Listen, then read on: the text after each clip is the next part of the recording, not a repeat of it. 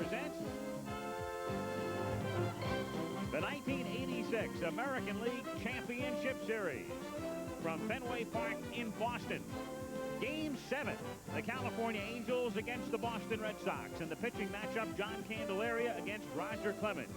Last night, after a shaky start, Oil Can Boyd settled down, and he got the Red Sox even in the series. Helped along by, among others, Marty Barrett, who now has 11 hits in the 6 games. So tonight, 2 teams, 1 game for the pennant.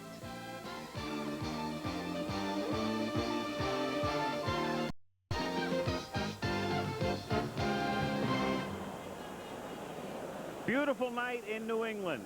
Clear, dry, temperature in the low 50s. Fenway Park is filling up as we get set for Game 7 of what has been a very dramatic American League Championship Series. I'm Al Michaels, and welcome to your, I suppose, basic second game of the doubleheader. If you can believe what has just taken place in Houston. The New York Mets, of course, are the champions of the National League, and tonight will determine which team will meet the Mets in the World Series. And a great pitching matchup tonight is Roger Clemens, who pitched so well the other night and yet was not involved in the decision when the Angels came from behind. He'll be going to the mound again on 3 days rest. So he's making his 3rd appearance in this series, and making his 2nd appearance in this championship series is the Angel left-hander John Candelaria, who pitched so well down the stretch. So the California Angels, who were a strike away from going to the World Series the other day, and then they were about 4 feet away. Remember, as Gary Pettis drove Jim Rice to the track, they've gone from a strike to 4 feet to a whole game. So it's California taking on Boston tonight in Game 7 for the right to meet the New York Mets. And let's follow up on that story from Houston as we go back to Keith Jackson. Keith? Al, we have the formalities to go through now. The trinkets, the trophies, call them what you will, the symbols of what has taken place in these 6 games. Here's the first one, is Tim McCarver. All right, Keith, thank you very much. I am with Fred Wilpon, the president of the New York Mets, and the general manager of the New York Mets, Frank Cashin. And first, Fred, what a remarkable year. It sure has been a remarkable year. I'm so proud of this team. They came back. They fought every minute of the way. I say hello to everybody in New York, and I hope they're as proud of this team as Frank and I and Nelson Doubleday are. Nelson had to stay home today, but I'm saying hello to my partner Nelson and everybody in New York who has helped to make this team a great team and a great success for the season. Also in victory, you can't probably say enough good things about the Houston organization. That was one heck of a series. Timmy, as soon as the game was over, John McMullen, who is a real gentleman and a fine owner, came over, and the Astros have a great team. I think this was one of the classic series that's ever been played. It was fantastic, but I'm happy to say that we won. The engineer, the architect of the New York Mets, when Frank Cashin took over, there was a 5-year plan. Obviously, this is the zenith of that 5-year plan. Well, we got one more step to go, but this is certainly a big step. And as you all said,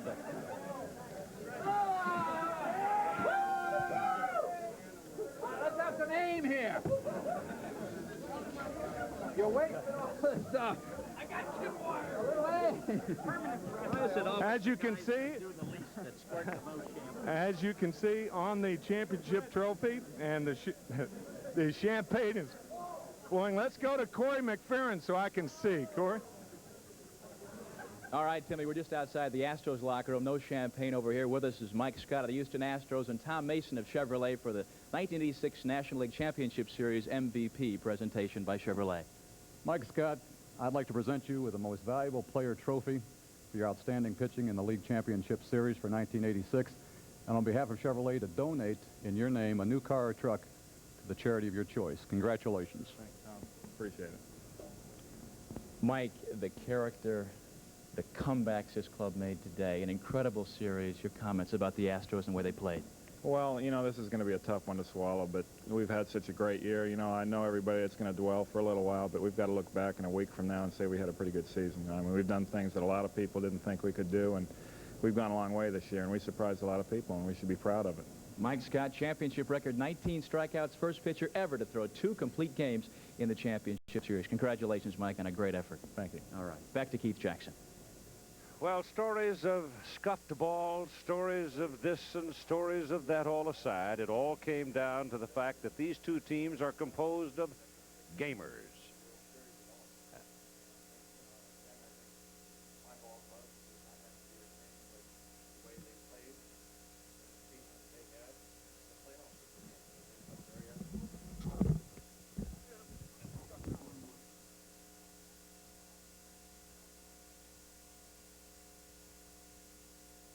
And now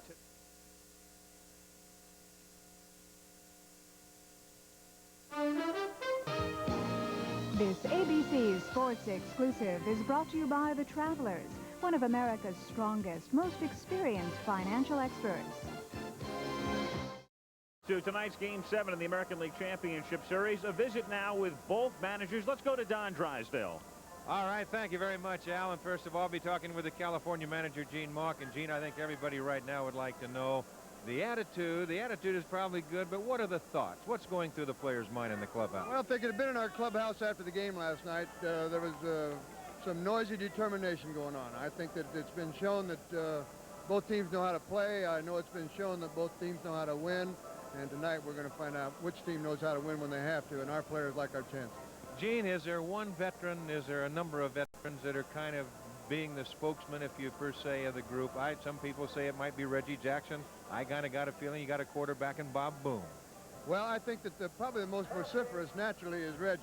Reggie is a highly emotional guy. People think of Reggie as rather an aloof person, but he is a very sensitive man, and he wants this thing desperately. Okay, there's no tomorrow for either side. And we got a bullpen full of people, too, if we need them. Hopefully we only need one of them. Well, now, that's a big question. Who do you go to first, Gene, if you have to go early? I don't want John Candelaria to need early help, but it would probably be Sutton, and if we get down there at the end with the lead, it'll be Mike Witt or Donnie Moore. Probably Mike Witt at the beginning. Gene, thanks so much and good luck. Thank you, Don. And now Johnny McNamara.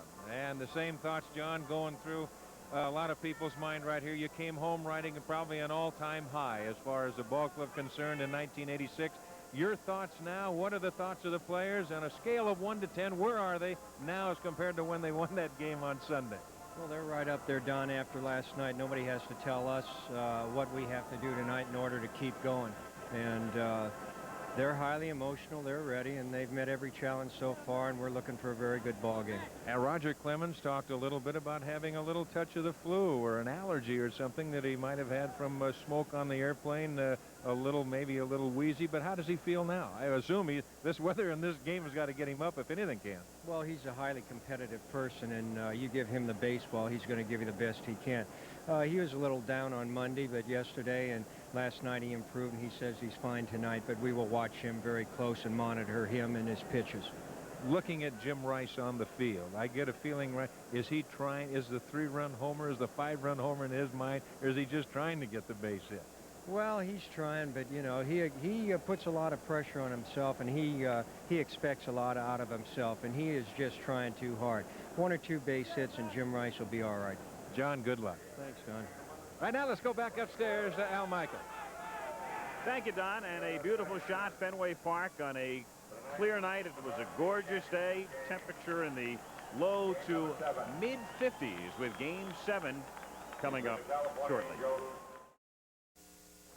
Roger Clemens was the starting and losing pitcher in Game 1. Pitched well, had no decision in Game 4. He, the sure Cy Young winner, and that will be announced officially in November, will be on the mound for Boston. And John Candelaria, the winning pitcher in Game 3 Friday, works for the California Angels in Game 7.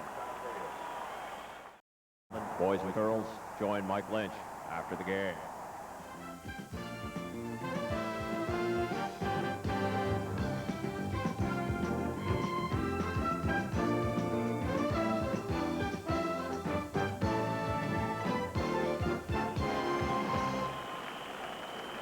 Fenway Park, Boston. Al Michaels, Jim Palmer. Here we go, game number 7. When you talk to the players before a 7th game, everybody tries to, at least exterior-wise, show you how calm they are. But they also say, but you want to come out and play aggressively. How do you play in a Game 7? Well, you really stay within yourself. That's a phrase that you commonly hear in baseball nowadays. And if you're a pitcher, that means throw the ball over. You can't have big innings. We've seen it throughout this series, and it's really hurt both ball clubs. And then if you're a hitter, as Reggie said, Roger Clemens, high fastball, you have to lay off that pitch. really remains to be seen whether they'll be able to do that. And Candelaria is so tough, you have to make him throw strikes. Excellent control pitcher. So what you try to do is what you do best. And a lot of times you say that, but it's much more difficult to do it. One of the oddities in this big name series is that the heroes have been the Barretts and the Boones and the Pettises, and really Reggie Jackson and Jim Rice have yet to be heard from. Well, I'm glad you used the word yet. You try to keep the Munchkins, the Owen and the Barretts, who have had such outstanding series, the Schofields and the Boones, who really did not hit that well during the regular season off the base, because you basically know what the other guys can do. So far, the pitchers really have pitched better to the big guys than they have to the little guys, and that's the reason they're doing so well. One of the big guys missing from the California lineup since the first 3 games has been the first baseman, Wally Joyner. Everybody, I think, knows his story by now, the bacterial infection, and that has kept him out of the lineup and has kept him out of Boston. And Wally is with us live from an administration room at St. Joseph's Hospital in Orange, California. First of all, how are you, Wally? I'm doing lots better. The infection's going away slowly, but we're going in the right direction. Now, what are they telling you in terms of the possibility of your playing in the World Series Saturday if the Angels get there? Well, that's what we're shooting for. I have no control over the playoffs, as you can tell. I can't get to Boston, but we're shooting for me to get out of the hospital Friday, and hopefully I can get on a plane and be in New York for Game 1 Saturday. What has it been like for you to watch this incredibly emotional series from a hospital room? Well, it didn't really get to me until I had to call Gene Mock late Monday night and tell him that I wasn't getting any better and I couldn't play for him Tuesday night. That was probably one of the hardest phone calls I had to make. But, you know, I'm hopeless and helpless and I can't do anything, so I just have to be quiet. I can't scream. I can't holler. My family does that for me. But, you know, I just hope for the best, and hopefully I can play in the World Series this year. Wally, thank you. Get well soon. If you guys are there, I hope you're in New York on Saturday. Thank you, Al. Thanks for being with us. Wally Joyner from Orange, California, as we are now set for the start of Game 7. First, let's join the public address announcer, Shermfeller. And now, ladies and gentlemen, boys and girls, we invite you to stand and join Susan Waldman in the singing of our national anthem. Oh, say, can you see by the dawn's early light what so proudly we hailed at the twilight's last gleaming, whose broad stripes and bright stars through the perilous fight o'er the ramparts we watched were so gallantly streaming, and the rocket's red glare never bursting in air gave proof through the night that our flag was still there. Oh, say does that star-spangled banner yet wave for the land of the free and the home of the brave?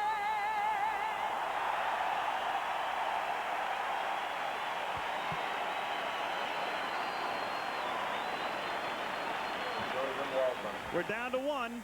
California against Boston for the American League pennant.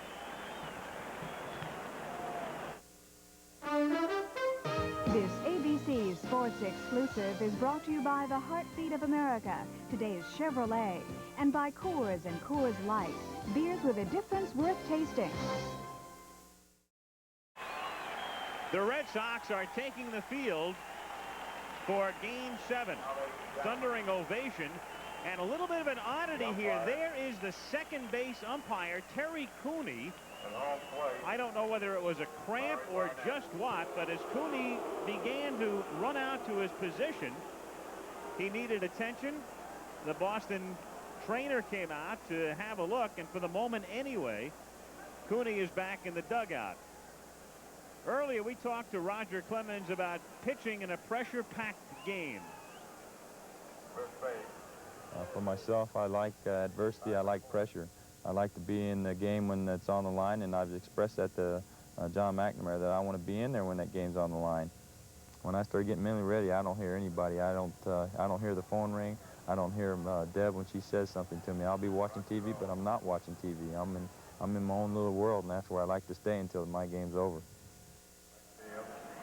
California lineup tonight. Rupert Jones leads off, and then Rob Wilfong bats second.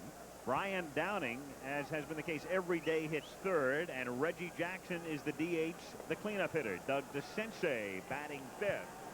Then Dick Schofield, number 6. Gary Pettis has been moved up to 7 because he's been hot, and Bobby Grich has not, thus he's 8th. And Bob Boone bats 9th for California. The outfield for Boston, Rice in left, Henderson in the lineup again in center, and Evans in right, with Boggs, Owen, Barrett, and Buckner in the infield. Rich Gedman is catching, and Clemens is pitching. And we'll see about Terry Cooney. Apparently the umpire, Cooney, may have to sit this one out at least at the start, and we are down to 5 umpires. And what I would imagine would happen is they would take the umpire off the foul line in left field if necessary, Rocky Rowe, and then perhaps rearrange things, because it appears that we'll go with just 5. That was a bizarre scene. Cooney appeared to be fine. Met with the other umpires at home plate.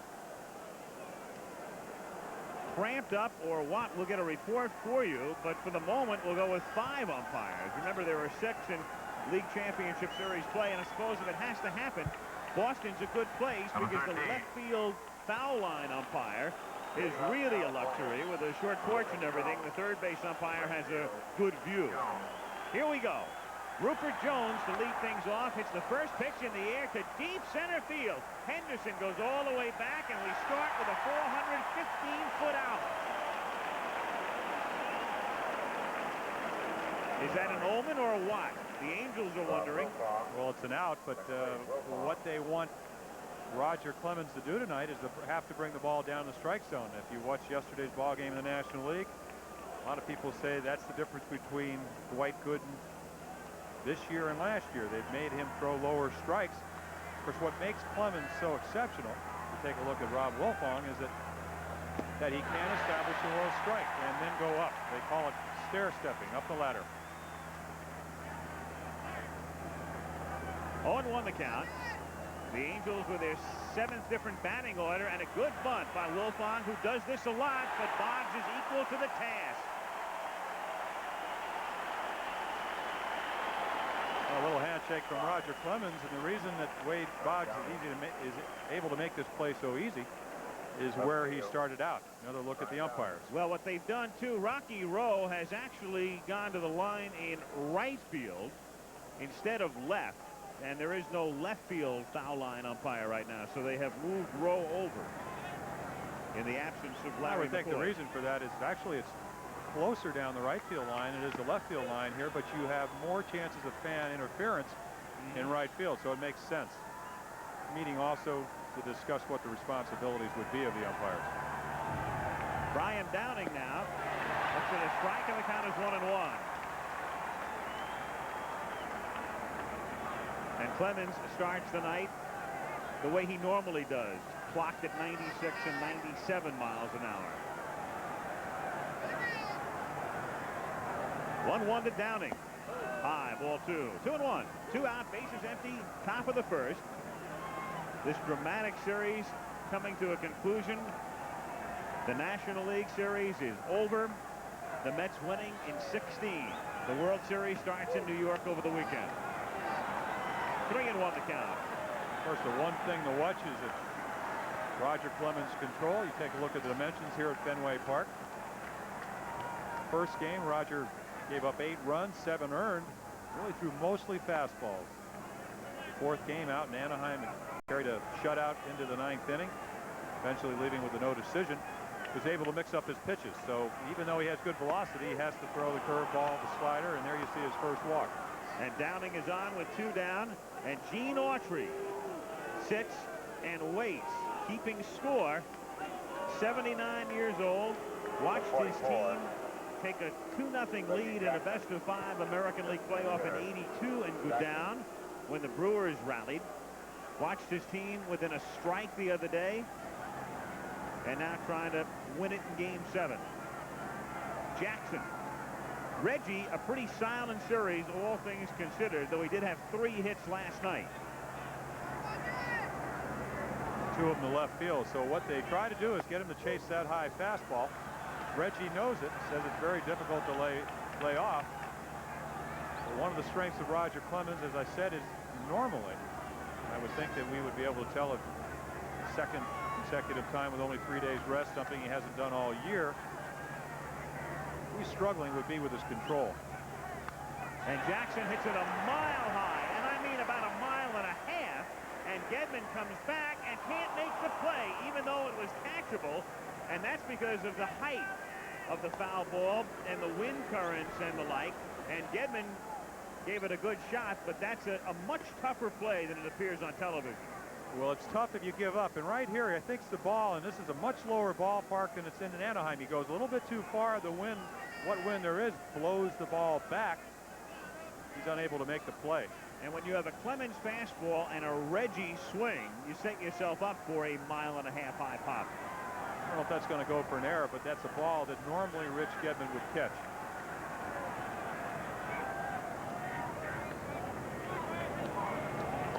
One ball, 1 strike, 2 down.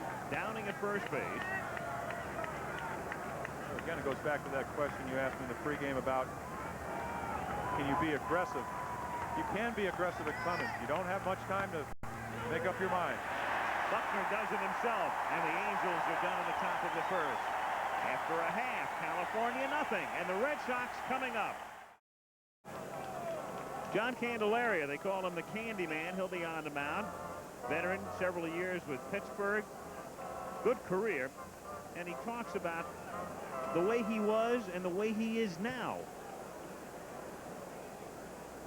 I'm not as easygoing as I used to be. I do enjoy the game as much, but things have changed in the last couple of years of my life where I can't be that person I used to be, and sometimes I think that's unfortunate because I do enjoy life, and I want to keep it that way and keep it as simple as can be, but just the things in the past just won't let it be that way.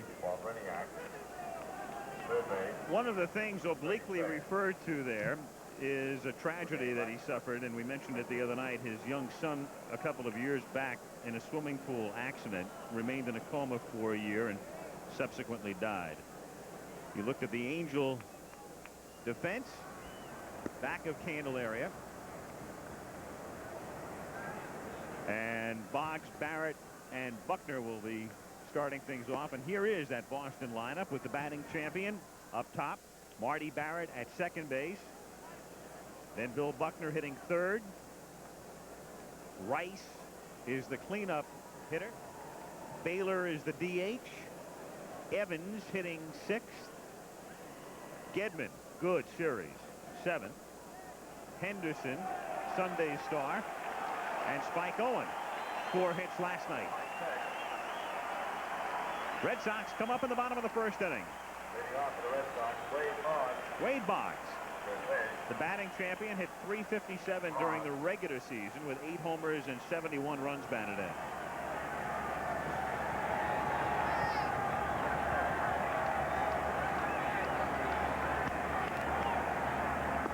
In there, Candelaria exceptionally tough on left-handed batters, and if you need any further proof of that, just think back to the 2 at-bats by Buckner the other night. Really, the third one, Billy, who really very rarely strikes out, was able to hit a soft grounder to first base, but struck him out looking very badly. And Wade Boggs talked to me about that. He said, he got me twice in the middle of the summer. Couldn't pick up the spin on the ball. He says, I just dive in and hope that he doesn't throw a fastball and hit me. Boggs was 0 for 3 the other night against Candelaria. Lifted the ball 3 times, flied to center once, and left twice. Really felt 2 of those 3 balls would be off the wall here at Fenway Park. In the 3rd game out in Anaheim, a lot more room in left field, left center field. 3-1 the count. Candelaria mildly questioned Barnett's call. Well, he needs that pitch to be successful. Exceptional control, 8 strikeouts per 9 innings, just around 2 walks per 9 innings. So he said, I don't mind pitching anywhere. The ball doesn't bother me. Talking about the left field wall here in Fenway, if I can make my pitches. Down to short. Schofield stays with it. Boggs is gone. 1 out of the bottom of the 1st inning. Schofield very steady through this series. And here comes Barrett. He's already tied Freddie Lynn and Chris Chambliss for most hits in a championship series, but there has to be an asterisk, as we explained last night, since Chambliss and Lynn did it in 5. But Marty with 11 hits.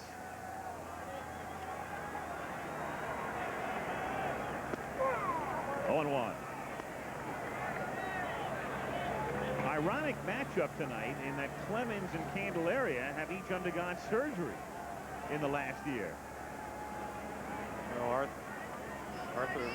arthroscopy, I suppose you would call it. They called it crack calcification, which is basically a definition, I suppose, for bone spurs in the elbow.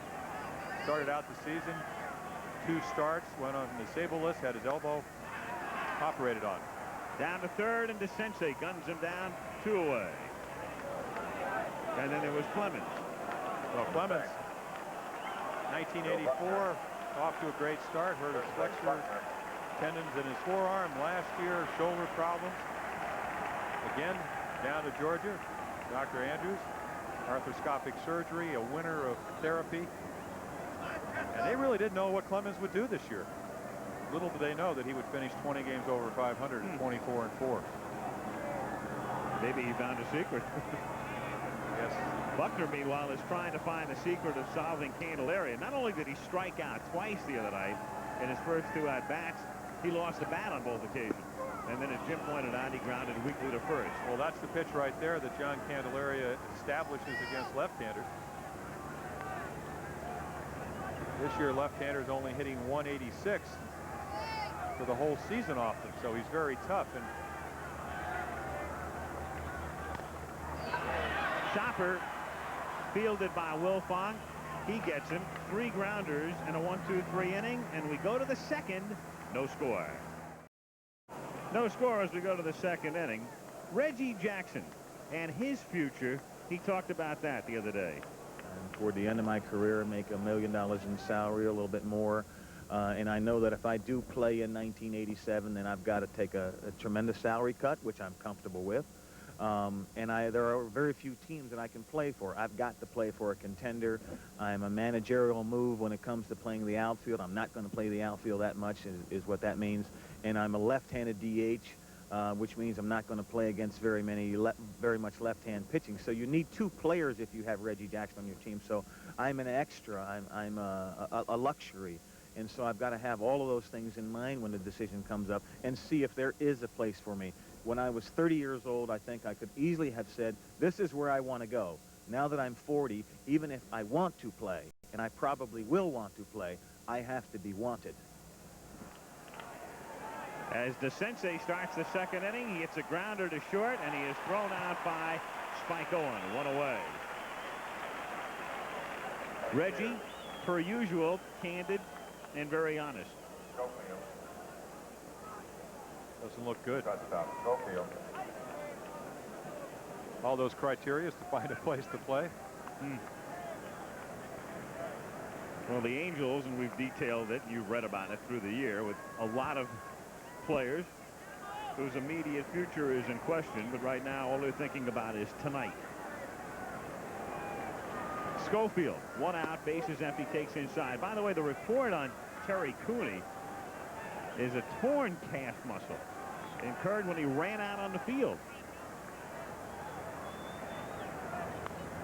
Foul back, and the count 1-1. Gene Mauch. Again, 25th season as a manager. Began with the Phillies, then the stint with the expansion Expos, then to the Twins, and now second tour with California. 2-1.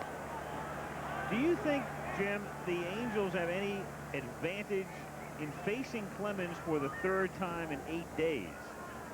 I don't think you ever have an advantage when you face Roger Clemens, but one of the most difficult things in baseball is to win back-to-back. To do it 3 times. But then we're not talking about a mortal pitcher. We're talking about a man that went 24-4 with an ERA in Fenway Park of under 2.5 runs a game at 2.48. Just missed winning the Triple Crown of pitching by strikeouts, by beat out by Mark Langston of the Mariners up in Seattle. So if he makes good pitches, again, you asked me about how do you be aggressive yet stay within yourself. You don't swing at first pitches all the time off Clemens. They've already done that twice. 3-2. So you really, when you consider he hasn't pitched with 3 days rest, you want him back throwing a lot of pitches. 143 in the first game as you take another look at the high slider, a little bit out of the strike zone. 134 the next time. Broken bat, bouncer to short, and Owen has trouble with it, but still gets him.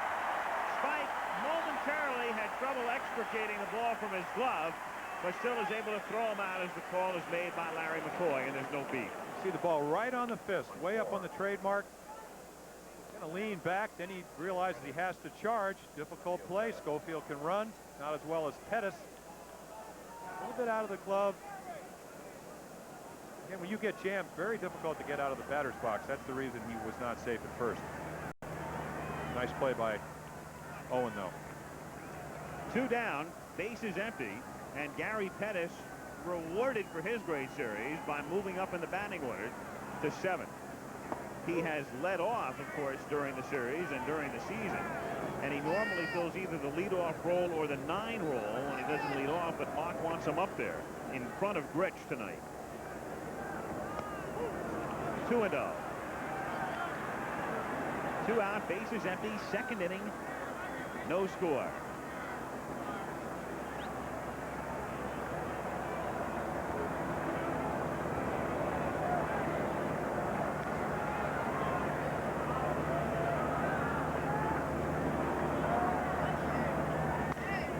To center field, and Henderson misread it, but has time to recover.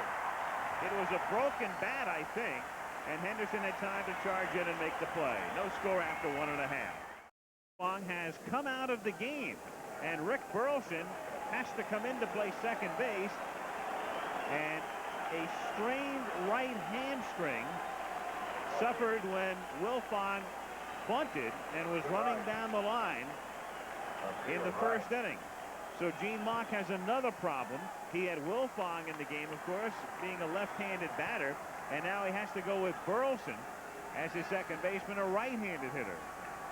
And in the bottom of the second inning, Jim Rice starts things by grounding it toward the hole. Nice play by Schofield, but a bad throw into the dugout, and they give him second base.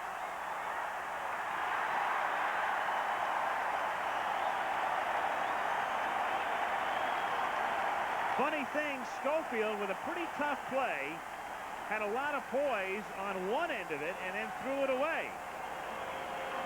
Good call, Al, because he knows with Rice lack of speed, makes a nice play to get to the ball, doesn't have to hurry the throw, but does. And I guess what you'd call a floater, way over Bobby Grich's head at first base. The ball hit the top of the dugout and came back. Now Baylor takes inside, ball 1. Two-base throwing error, charged to Schofield, so Rice is at second base. Nobody out. And 1-0 on Don Baylor. Ripped foul. Normally when you watch a baseball game, especially a game when you have two great pitchers on the mound in Clemens and Candelaria, a good pitching matchup, you expect a low-run ball game. You would think that a hitter would try to hit the ball the other way, advance the runner to third, but not so with Don Baylor. Really taking his bat out of the lineup if you have him try to do that. Good breaking pitch, 1-2. 31 home runs on the year. really want him to swing freely. 9-game hitting streak in postseason play. Hit sharply, base hit. Rice had to hold up, and thus he'll be held at third. Runners at first and third. Nobody out.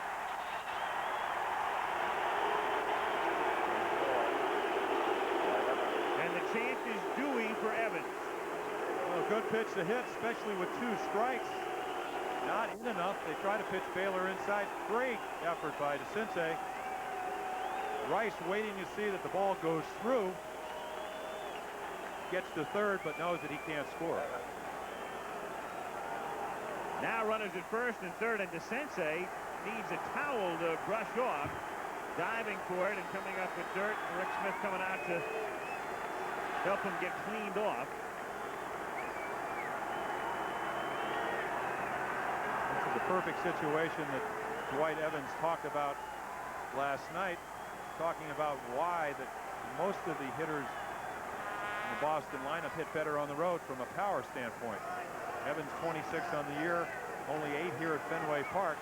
He said if you think too much about the wall in left field, you pull out, you don't hit the ball back up the middle. Not having a particularly good series, but said that in a lot of situations that's what he's tried to do. Hasn't been anybody on. Try to hit a home run instead of just hitting the ball back at the pitcher. Infield has to play a double play depth. They'll get 2 and give up the run to avoid the big inning. 1-1, and that's where they are. You can't play your infield in here. You still have to give up the run and get the 2 outs if you can on a grounder. 1-1 the count.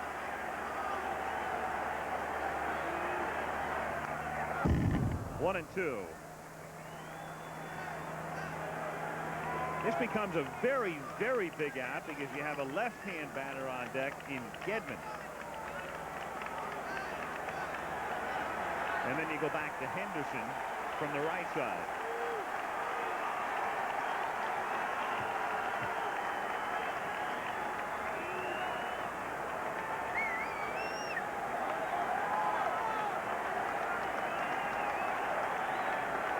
One-two pitch. Took something off it. 2-2. Jim Rice at third. And Don Baylor at first, held on by Bobby Grich. Candelaria sinker, slider, or what you call a big slurve, which we saw to Buckner in the first inning, and a little split finger. Only 4 home runs all year, all the right-handed hitters. 2-2 to pitch is hit foul on a play. Still 2-2 on Evans. Gene Mock smiling and very optimistic and very loose in that pregame interview with Don Drysdale.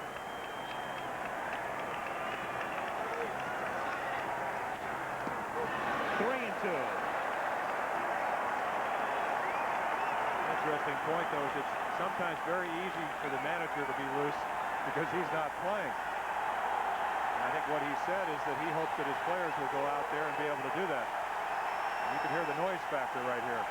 And they're standing for the 3-2 pitch with a runner going, and it's fouled away. So they send Baylor, and it's still 3-2. I think one reason Mock has been smiling and more animated, he's so intense, and you've watched him through the years.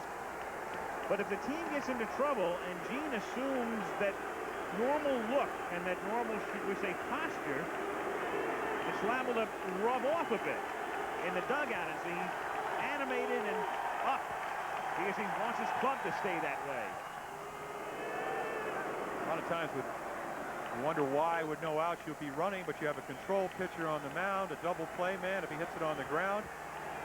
So you figure, even though Evans strikes out a lot, Baylor will keep you out of a double play. And ball 4, and Boone is furious over the call. Absolutely furious. Well, this is an emotional call from Bob Boone. He stood up, took a good view away from Larry Barnett. And that ball is 2 outs because with Baylor going, he's probably gone. If that's strike 3, it's a double play. Well, that's a pitch you used to get in the American League, but very rarely will you get that pitch this year, 1986. Go back 10 years, that belled high, a little bit higher. So the inside protector, the strike zone in the American League, has gone down. I know where Bob Boone is coming from. He wants to pitch. Infield double play depth. Gedman at the plate. Almost got hit. 1-0. Goes back to what Candelaria said. If I can make my pitches, hasn't been able to do it in this inning so far.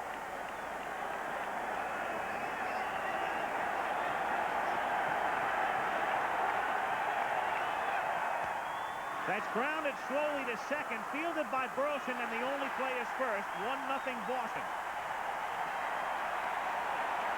No chance for a double play on a ball hit very slowly, so Burleson had to make sure of at least one out. Rice scores, Baylor goes to third, Evans to second, and Henderson comes up. Except Evans runs well for a big man right here. Burleson really thinks he might have a shot at, you can see him looking all the way to home, doesn't have the force. Goes to first. So the runners move up to second and third in scoring position. Now Henderson at the plate. The infield is playing back. Owen is on deck. And it's ripped foul in the count 0-1 and a broken bat, and Henderson will get another one.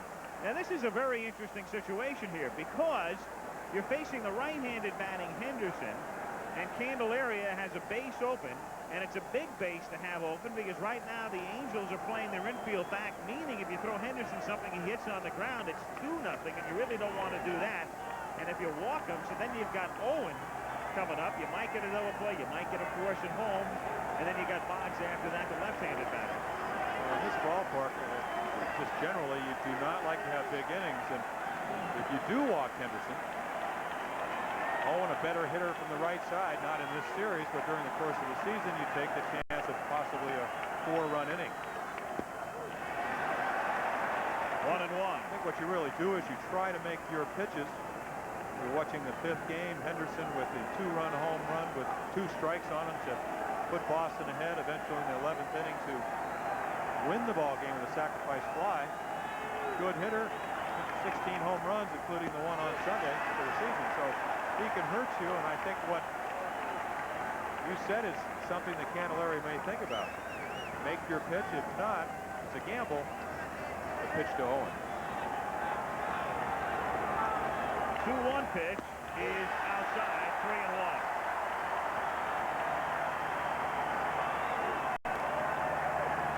Take a look at the Boston bullpen, occasionally waving the towel, something you touched on last night. They don't have the scoreboard, as you see, an intentional walk.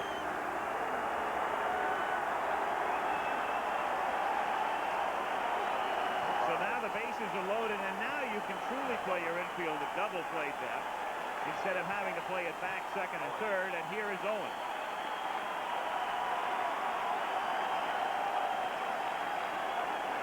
And DeCinces had looked over in the dugout and didn't have to be reminded. It's not out of the realm of possibility that Owen could lay one down. And Doug is going to the mound to discuss just such a situation with Candelaria. Well, normally, a push punt towards Bobby Grich at first is an excellent play. You stay out of the double play. You get another run with Clemens on the mound. And we've seen Boston really be an unconventional team from historically, as far as Boston teams playing for 1 and 2 runs, and you do this if you have a guy you think is going to pitch well for you. Outside, 1-0. He said 0-286 on the season with his only home run from this side.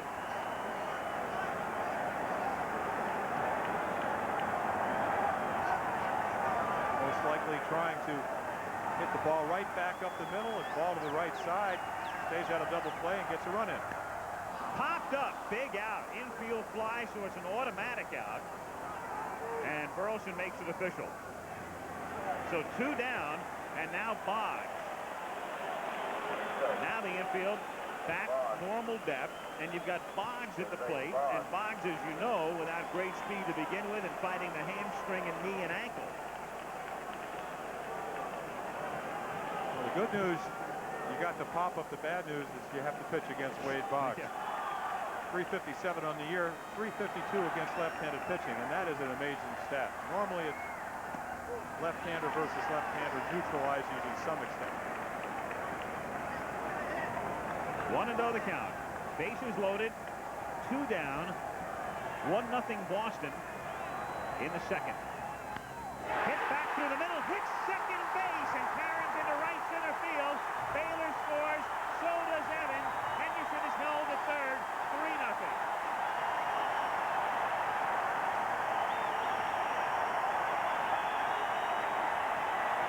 When I think of Wade Boggs, I think of Pete Rose. You get the fat part of the ball back, on the fat part of the ball. He does it right there.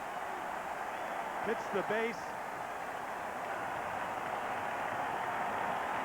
He's going to score 2 runs anyway, most likely, even though Pettis charges the ball exceptionally well. And that guarantees 2 runs once it hits the bag.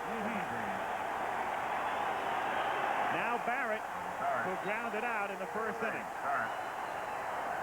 Strike. 0-1. Amazing thing, there's nobody up in the Angel bullpen. Sutton would be first, according to Mock. There have been 2 big things in this inning. One was the error by Schofield. The other was the 3-2 call by Barnett on Evans. Remember, Schofield's error started it.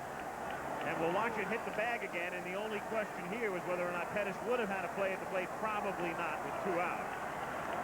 So it's relatively academic. But that 3-2 call to Evans was not only a call that would have meant 1 out, but 2 with Baylor going and Boone throwing down to second. Hit sharply, Burleson is there, gets the force. But the Red Sox send 8 men to the plate. 3 unearned runs, and at the end of 2, it's Boston 3, California nothing. Jim Rice, now 4 for 28 in this series, talked about his approach before tonight's game. Well, tonight I'm just going to try to be aggressive. I'm just going to try to pick the ball, which the last couple, the whole time in the series I haven't really picked the ball up, even though I hit a home run. I think in the second game, I haven't been seeing the ball. And what I'm going to try to do tonight is mainly just stay in there as long as I can, get jammed. I have a theory that all good hitters get jammed. It means to me that you're seeing the ball, and when you get jammed as strong as I am, I have a chance to hit the ball over the infielder's head and get a base hit. And so mainly that's what I'm going to try to do. I'm not going to try to do anything different. I'm not going to try to pull him. I'm just going to go with the pitch, and I'm going to try to have a little authority behind the bat. Rice started the last inning with a ground ball, and that was Schofield's throwing error. So here's Grich as we start the 3rd inning. Boston on top, 3-0. Grich, Boone, and then Jones as they get to the top of the order, 8, 9, and 1. 1-1. Clemens working on 3 days rest. So much has been made of that. So did Hurst. So did Boyd. So we're back to the old days when in the World Series the ace would go in games 1, 4, and 7. That's a strike. And one of the reasons, of course, would be the fact that Tom Seaver was not eligible for the playoffs. Tom would have been the number 4 starter had his knee responded, but it didn't. Seaver still rehabilitating and hopeful of being activated for the series if they get there. As Grich goes down swinging. So Bobby is gone. Clemens has his first strikeout. And Bob Boone will be the batter. Coming up Saturday, CFA college football, Alabama against Tennessee, or Baylor taking on Texas A&M. Coverage begins at 3 Eastern time. So what it amounts to here, as Boone stands in, hitting .450 in the series, if Seaver had been healthy, you would have had a situation tonight where it would have been Boyd against Candelaria. And of course, if we would have had Seaver healthy, Jim, we would have had Seaver against Sutton on Saturday, and the only way we could have done that justice was to telecast it in black and white. Now it hits him.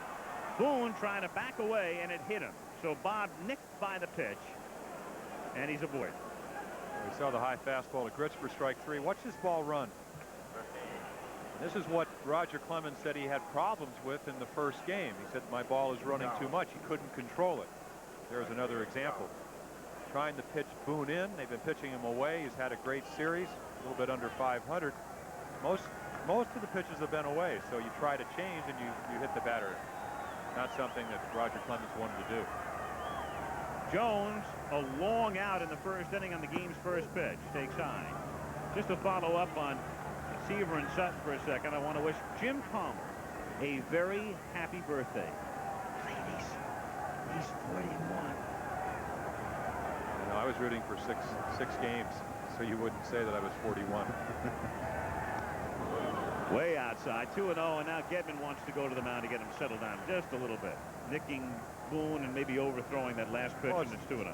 It's 3 straight pitches, and a similar problem. And what we saw Roger Clemens be able to do in the 4th game, the 2nd game that he pitched, was really to mix up his pitches. And the one problem you have sometimes when you get a lead early in a ball game is that you just think you can go out there when you have a good fastball, which it's obvious that Clemens has, and stop pitching and just throw. And there's 3 balls in the same spot. So 3-0 the count with Boone at first base and 1 out. Buckner can take a little bit of liberty because Boone's not going to be going anywhere.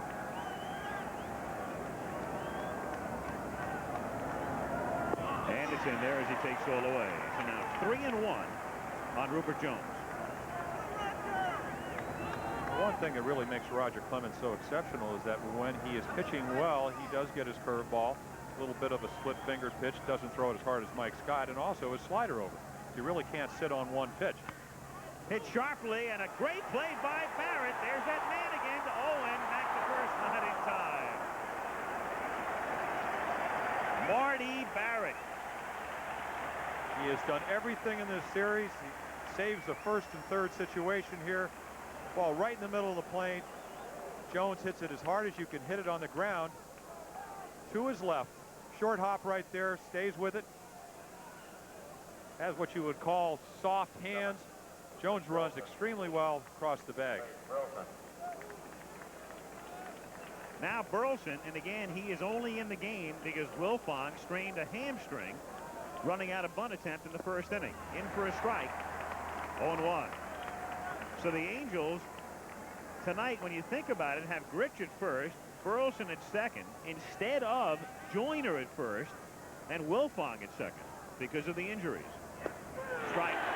0-2. That's a big difference. 2 right-handed batters as opposed to 2 left-handed hitters. Well, also with Wilfong's injury, it limits who Gene Mauch can bring off the bench later in the ballgame.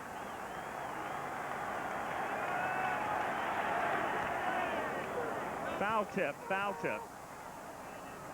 Jones was moving, and now he gets the sign, so he comes back. 0-2 the count.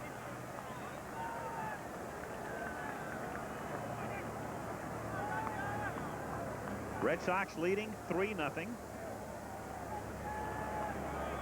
Earlier in 16 innings, the Mets beating Houston in the World Series starts at Shea Stadium Saturday.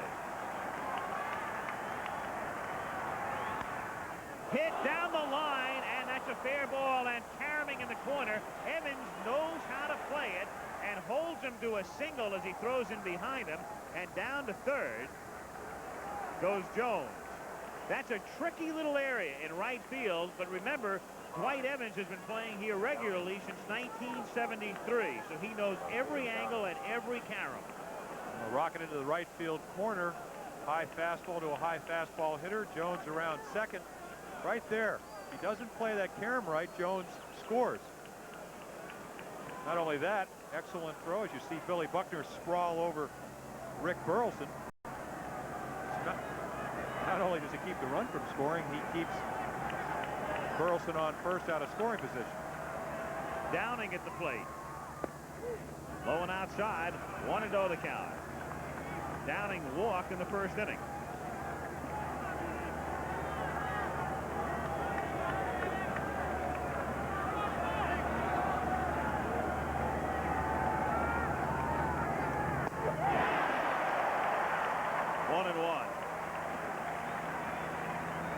Strength to strength. Pretty impressive stat right there. Going all the way back to 84 for a 3-run home run or a grand slam. Especially here at Fenway. The one difference, I think, pitching here versus anywhere else is you can't ever relax. You can't get behind 2-0, 3-1, and just throw a ball on the outside part of the plate. If you do, a lot of your fly balls will be off the wall. outs in other ballparks, but doubles or home runs here at Fenway. Downing stepping out to settle himself down. He always swings hard, but he's really over swinging here. 1-2 the count. Also, the balls were about eye high, and you just have to make Clemens bring the ball down.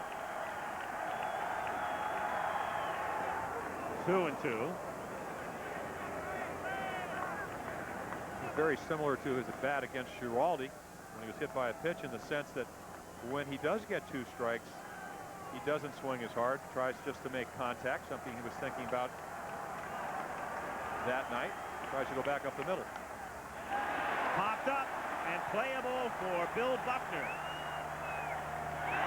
And he holds on to it after an anxious moment. And the Angels threaten and can't score. It's still 3-0 Red Sox.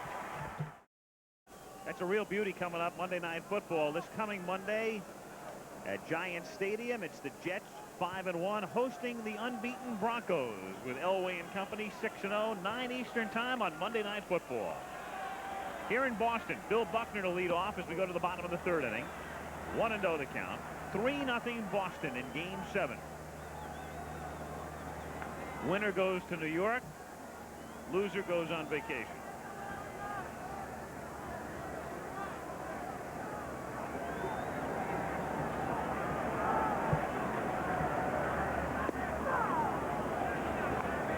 One and one.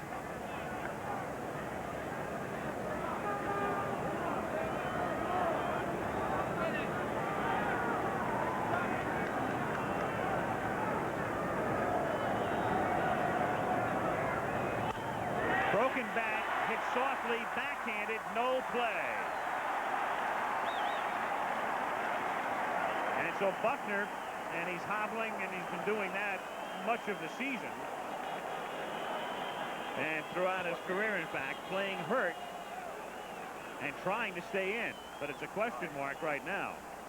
You see him just poke the ball to left. A matter of adjusting. Sensei can't come up with it. Schofield knows that even if he does, Buckner's going to easily beat the throw to first if he makes one.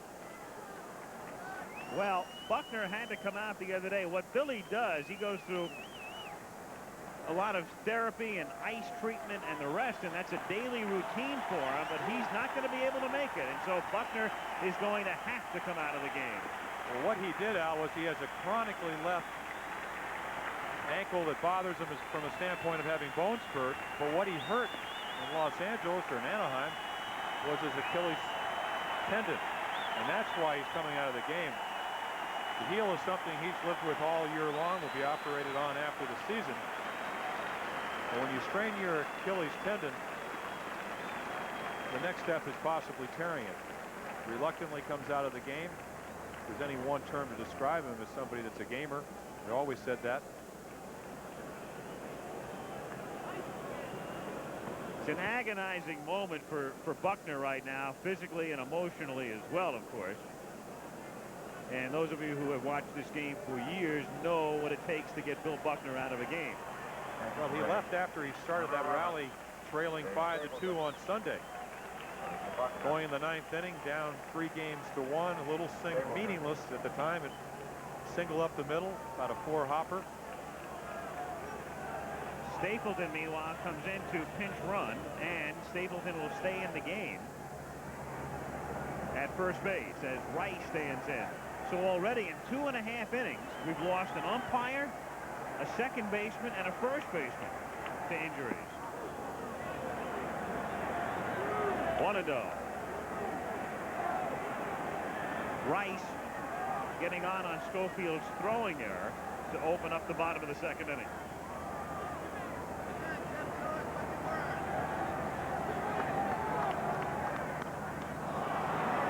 Shallow center field.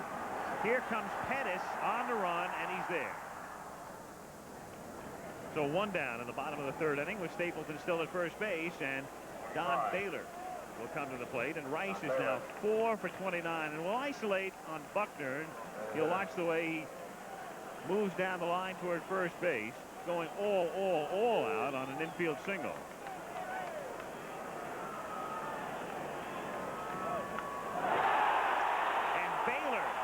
one to deep left field to the wall, and Pettis leaps up, can't make the catch, but Downing tracks it down, and Stapleton stops at third on a double by Baylor.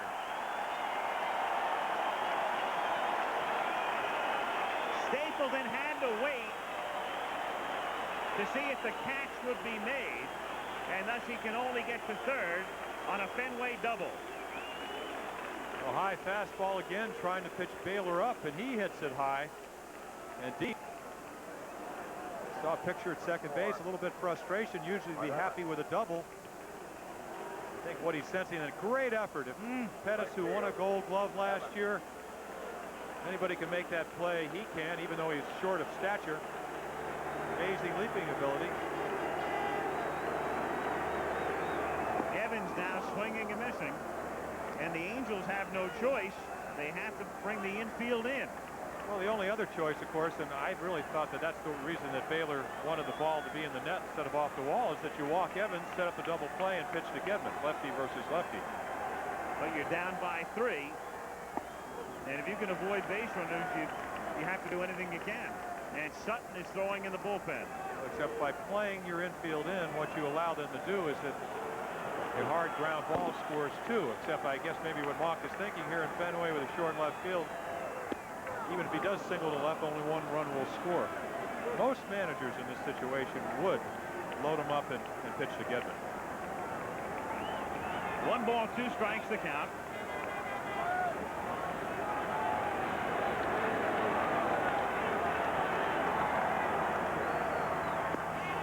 Two and 2. Red Sox on top 3-0. Bottom of the third. Stapleton at third, and there's Baylor to his lead from second.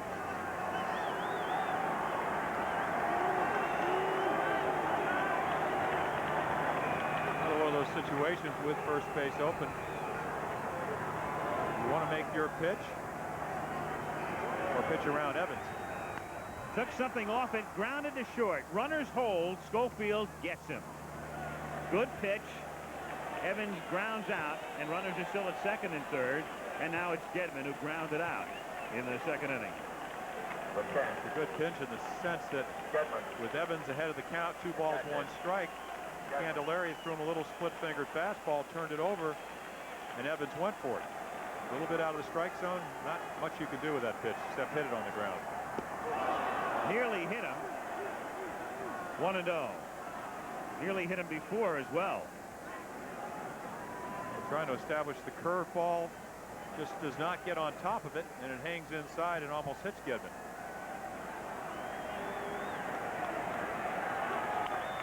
Oh, and that hit him, and he was ready to swing at it.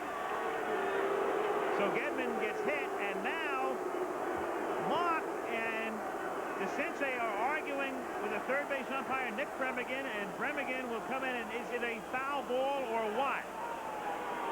Well, what they're saying is the ball hit him in the act of swinging. He made contact with it, and if he swung at it, and that's the key right here, Bremigan has to determine whether or not it was a strike or whether he was trying to get out of the way in the process. And now here comes McNamara because they get the overrule, or they get the ruling after help. And Gedman's going to argue this one as well with McNamara, and now McNamara is going to have it out with Bremigan. And Reniak comes over to get Gedman out of the way to make sure he stays in the game. And here comes Garcia. The question is, if he swung at it, it's not a hit batsman. But if he swung at it in the process of getting out of the way of it, then it is a hit batsman. That's the basic interpretation here. That's what we're talking about. And so what Bremigan had to say is that he swung at it, and then the ball coincidentally hit him instead of the ball hitting him in the process of his trying to get out of the way of it.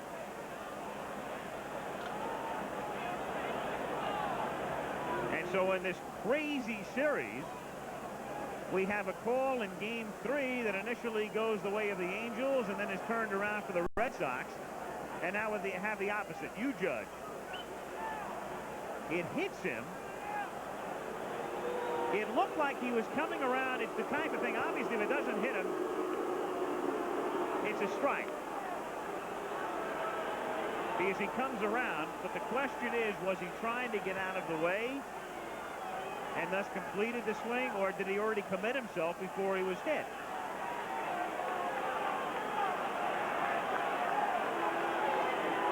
Judge for yourself. Very difficult. Looks like the ball either went underneath the bat.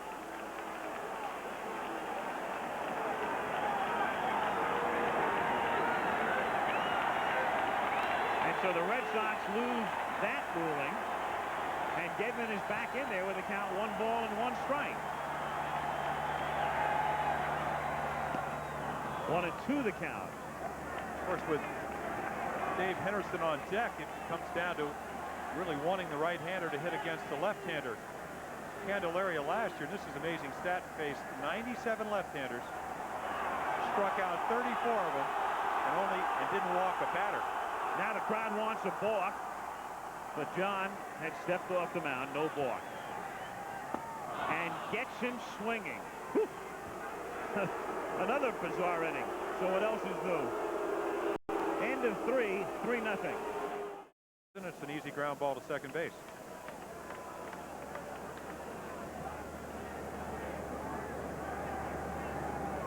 DeCense grounded out in the second inning. Strike, 0-1.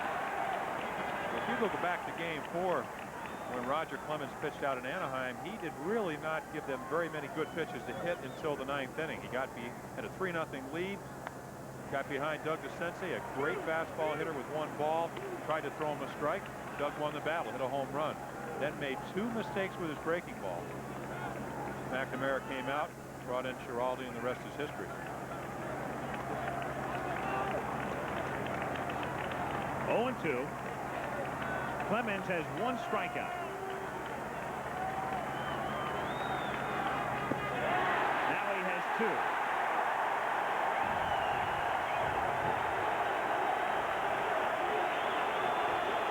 It looked like Doug asked Larry Barnett, "Are you sure?" I don't know if he's sure, but he called him out. Gedman sitting right there, reaches a little bit. I think he may have called it on the swing. The bat way out in front of home plate. Tough angle to see it from, but it looked like Doug went out in front of home plate with the bat with 2 strikes. Go back to the dugout. Schofield now grounded out in the second inning. Shot down to Stapleton. And he wins the race to the bag. And Clemens has a 1-2-3 inning. We've played 3.5 in Game 7. Boston 3, California nothing. We've talked a lot during the series about Bob Boone and framing pitches and getting strikes. And he talks about how it works. First of all, it's not to let anybody know you do it. I think that's out of the bag. The basic philosophy, Al, is that, you know, a lot has been written and said about stealing pitches and all that. I don't try to steal pitches at all. I try to catch the ball properly. And you catch the ball properly by presenting it to the umpire to make it look good. You want to make every pitch look good. If you have a tough sinker that's going out of the strike zone, you don't want to catch it and knock it out. Now you can take a look at his technique. And Henderson leads off for Boston. Henderson, Owen, and Boggs in the bottom of the 4th inning. Really good catches. What they do is work the ball back towards the strike zone instead of away. And when he made that motion with his hand, the ball's running down and away. You don't want to move it back. You want to move it towards the plate. To deep center field, going all the way back is Pettis to the fence, leads and drops the ball. And Henderson is around second and goes to third. Just looking at it with a naked eye, Pettis may have slightly mistimed his jump because he appeared to be there and may have jumped just a 40th of a second too early. As we said, an exceptional center fielder's had an exceptional year and series. Going about as far as you can go here, and right here, a little bit not quite to the wall, he jumps. Again, maybe anticipating hitting the wall, knows that he's running out of pad into that metal doorway. Might anticipate hitting that. And a very difficult play, but one that he normally makes. Yeah, we've grown used to watching Pettis make that play. They do what? They rule in an error on Pettis? Well, that's his reputation at work, I suppose. You expect him to make the play. In for a strike. That's a 420-foot error. I find it hard to believe that that is an error. Yeah. And the pop fly to Gedman was scored as nothing. All right. Whatever you say. Infield plays in.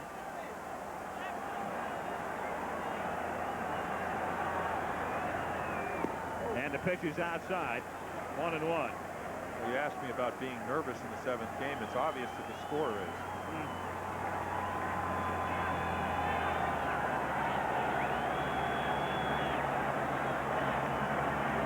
1-1. 2-1 the count. Really, whether it's an error or a hit, it does present a very difficult job for John Candelaria. Last time with Owen, he went up the ladder and popped him up. Here again, a situation, fly ball or hard grounder through the infield, where the infield in scores a run. 3-1 the count. These are the situations that you live for if you're a hitter. Pitcher has to throw the ball over. Try to get something up in the strike zone that you can hit a medium to deep fly ball. And don't swing at his pitch. Full count. Sutton is up in the Angel pen again.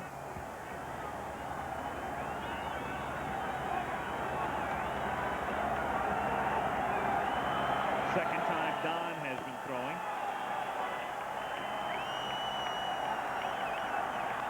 And it's a looper to shallow right. Here comes Jones, and he can't make the play. And Henderson scores, and it's 4-zip.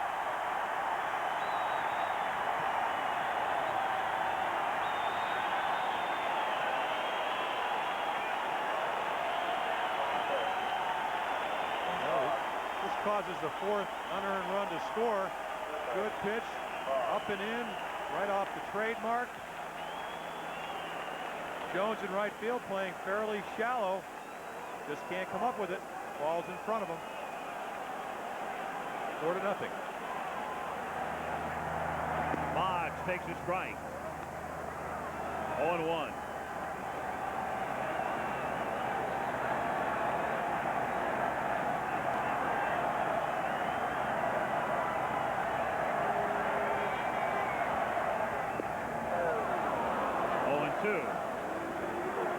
Go back and look at the 6 games. The team that was not supposed to beat themselves defensively lost game 2 with that 7th inning. 3 errors. Good pitch. Well, excellent pitch last night.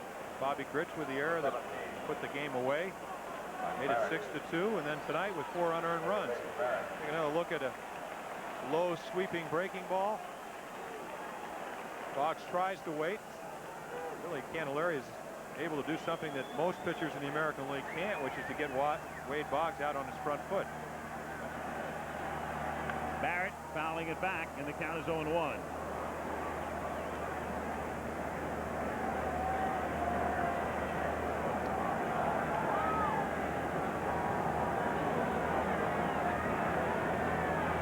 Four runs, 5 hits, and no errors for Boston. No runs, 1 hit, 2 errors for the Angels. 1-1.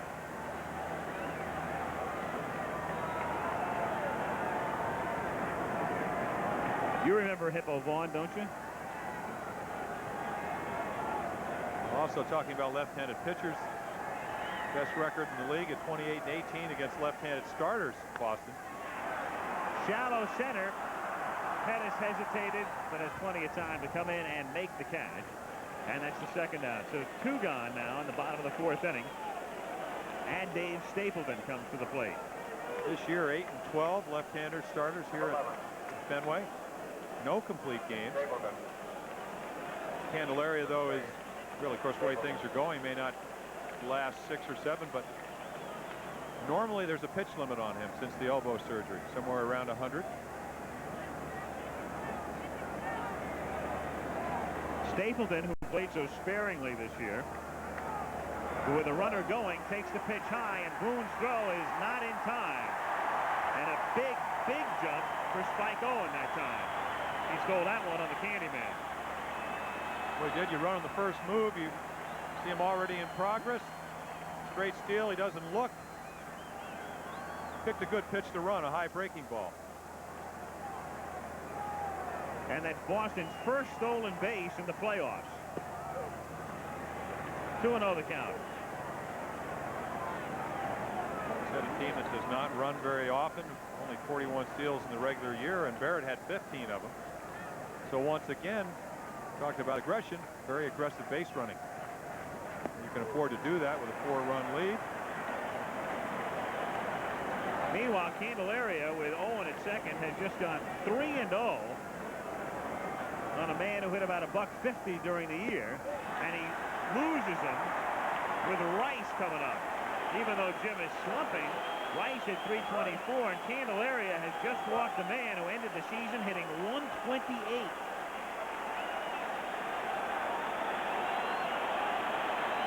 Well, that's a good way to put the game out of reach. Walk Stapleton to get to Rice. 20 home runs on the year, 110 RBIs, 324. He is slumping, but can be dangerous. 0-1. 4-0 Boston with 2 on and 2 out in the bottom of the 4th inning.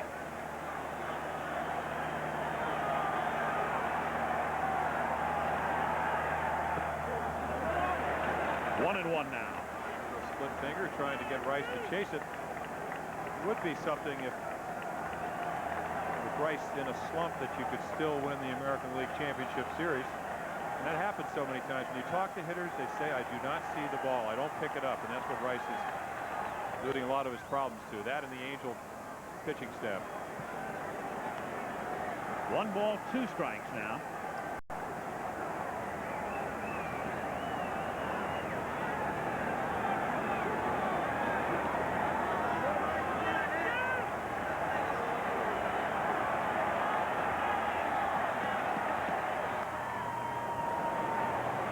Still 1 and 2 on Rice.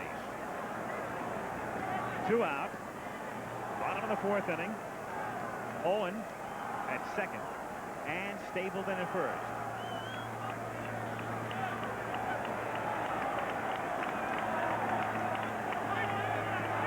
See Rice with the choked up grip trying to make contact. Something he did, and if you talk about the season he had, try to stay out of double plays, hit the ball the other way. You choke up, you cut down on your swing. Of course, he's so strong, and you have to play him so deep in the outfield that he is going to hit a lot of balls over the infielders' heads that outfielders can't get to. So he's in a defensive posture as far as his hitting stance is. Now time called as Boone goes to the mound. Candelaria hunched over.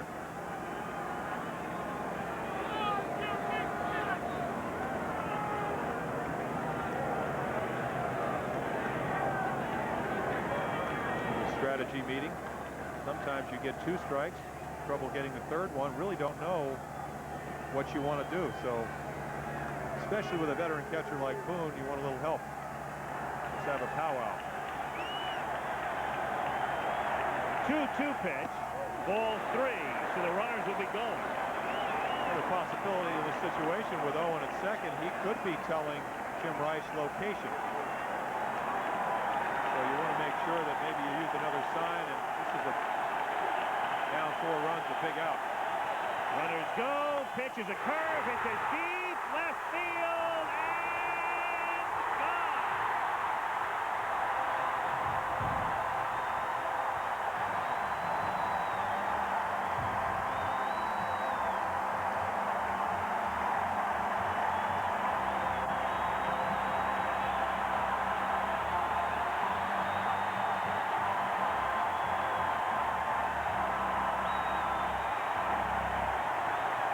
Can't see it from here. You'll see the flight of the ball, hits it up on the bat. He is so strong, ends up hitting the light tower.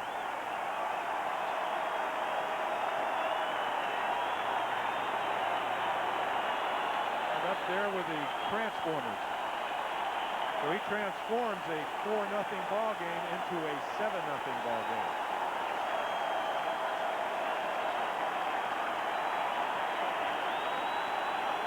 Here comes Laxman, and there goes Candelaria. In comes Sutton.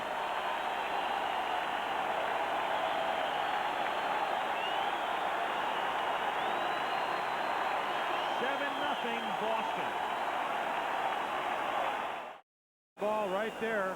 Man hit 351 home runs. Check out the crowd behind him. They know it's gone. They've seen this before. He's only hit 351 of them. Not all here at Fenway. Said he changed as a hitter because of this guy right here, Don Baylor. Didn't have to hit as many home runs. Could hit the ball more the other way. And Baylor now with 2 out and the bases empty, and Don Sutton. Because in the 7th game, it's starter and staff, and thus Sutton makes his first relief appearance in 6 years. 1-1. The last time Sutton pitched in relief was in a very big game when the Dodgers were battling Houston at the tail end of the '80 season in a big 3-game series at the end of the year, which eventually resulted in Houston's winning a 1-game playoff. He came out of relief, or out of the bullpen in relief that day. In there, 1 ball, 2 strikes. A very unaccustomed role for Don Sutton. A lot of times you think 7-0 is a mop-up game, but Clemens, as we said, 3 days rest. You really don't know how he's going to respond late in the year. So what Sutton, or excuse me, in the game, what Sutton has to do is keep it right here. Pop foul. And another little bit of irony here. We talk so much as you see Gene Mock and Marcel Laxman. So much talk in this series about 3 days rest. Clemens, and then we talked about Hurst and Boyd, and now it's Sutton on 3 days rest. Don starting in game 4 Saturday. And he gets him swinging. But in the inning, the Red Sox score 4. 7-0 at the end of 4.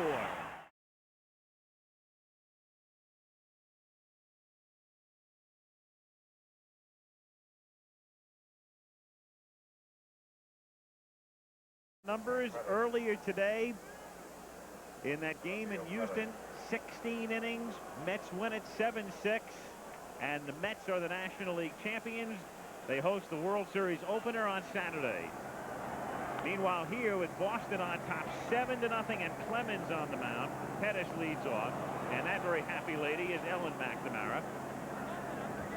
John's lovely wife, knowing that her team, his team,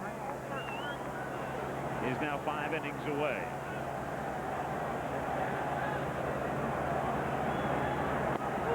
One and one.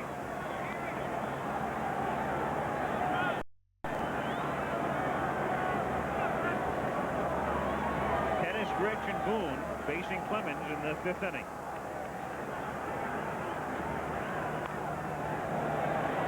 One and two. Clemens making his 3rd start. And in the history of baseball, only 3 pitchers have made 3 starts in a postseason series without winning any. And he's got some pretty good company. Christy Mathewson did it in 1912. Whitey Ford in 1958. And then there was a guy by the name of Lefty Williams in 1919, but he pitched for the Black Sox, so he was trying to lose. Grounded to the right side, and Barrett throws him out. 1 gone in the 5th inning, and Grich comes up. The Red Sox, as they have done so often this year, averaging over 6 runs a game for Roger Clemens, have done it again. A little help from the Angel defense.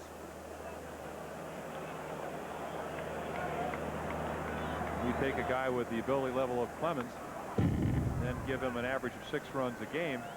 Doesn't make it easy, but it certainly enhances your chance of winning. Once again, they have scored a lot of runs. Only 3 runs for him in the 4th game, 1 in the 1st. Strike. 0-2. Indication right there of the type of pitches he can make. 95 on the corners. Stays out of the middle of the plate most of the time when he's pitching well. Mentioned last night, Grich, 4 playoffs and no World Series.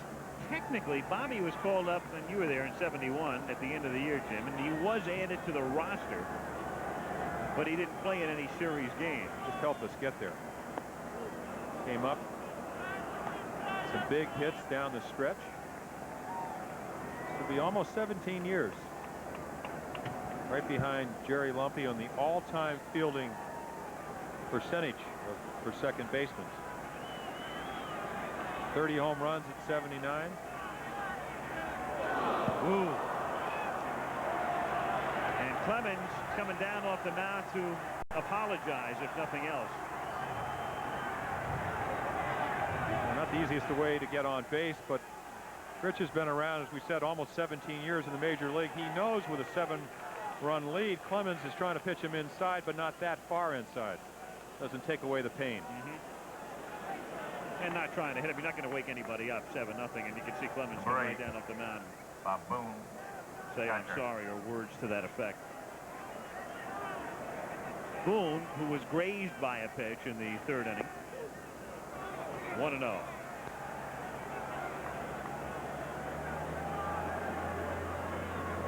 Well, Roger said his idols growing up were Nolan Ryan and Tom Seaver, and he really loved their delivery, using the legs and so forth. And when he gets locked on the inside part of the plate, he drives so well that if he just gets a little bit too close, ball runs inside, and you will hit some people, especially with the velocity he has and the movement on the fastball. 1 ball, 1 strike. Line drive, base hit into center field, and Grich will pull in at second. So runners at first and second now, with 1 out in the 5th inning. Angels trying to get it stirred up, and Rupert Jones will be the hitter. Look at his fluid motion. Notice the drive off his right leg. Takes a lot of the pressure off the arm. Uses his hips so well. Arches his back, and then the classic follow-through. You're really going to teach a delivery, especially for somebody as tall as Clemens at 6'4".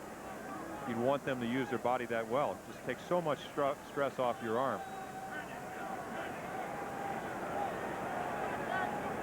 Interesting thing about Clemens is that in high school threw right around 84 miles per hour. So really in the last 6 years has picked up 10 to 12 miles per hour on the radar gun.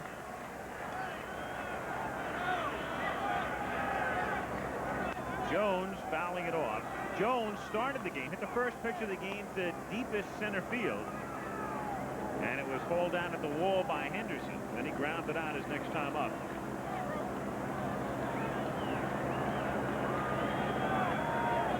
They're also mixing some breaking balls in there that will not be over 90 miles per hour.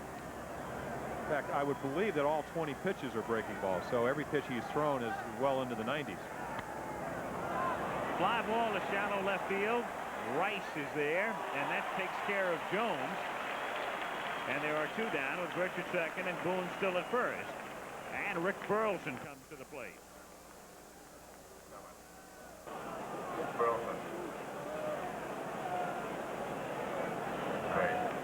Well, last time Burleson just singled inside the first base bag. It started Rob Wilfong at second base, but if you want to look at a matchup, and that's what you try to do, Burleson, high fastball hitter, and Clemens, a high fastball pitcher. Not a home run hitter, but likes the ball up in the strike zone, which is what he hit the last time up. Fouled away, and a count of 1-1. Of course, Clemens knows that and is able to throw him a good low and away slider. It's nice to have that command of your pitches.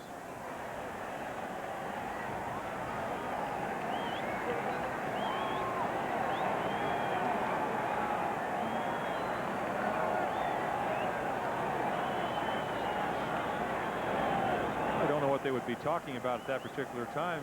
Again, We saw Boone go out and talk to Candelaria about what he might have in mind.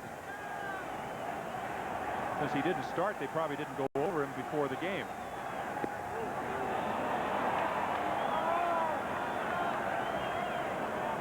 Two and one the count.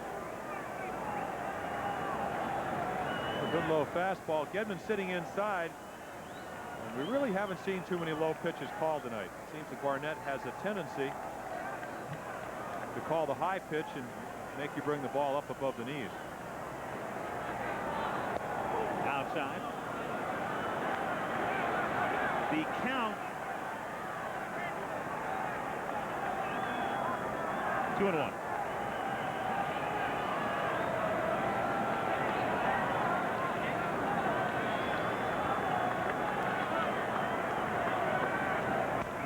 Broken bat, Looper. Easy play for Barrett. Angels waste another threat. Leave two. They've stranded 5. 7-0 Red Sox after 4.5. A pair of college football presentations for you Saturday, dependent upon where you are. At 3 Eastern time on Saturday, Alabama against Tennessee with the Crimson Tide second ranked, or Baylor against Texas A&M. Coverage begins at 3 Eastern time. Al Michaels and Jim Palmer, Fenway Park, Boston, where Don Sutton is working for the Angels, and it's 7-0. And with Sutton on the mound, no scoop there as Barnett wants to examine the baseball. 24, Dwight Evans, right fielder. Evans. Well, Don tells a story about one day in Wrigley Field, they undressed him. They thought he was, at least partially, thought he had something in his back pocket. He'd put a note in his back pocket, look in the other one.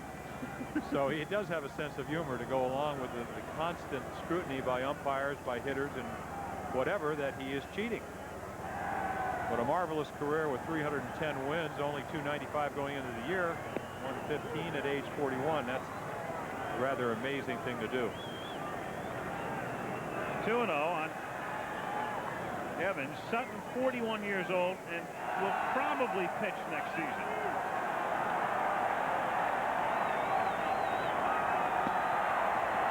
He made an interesting insight in the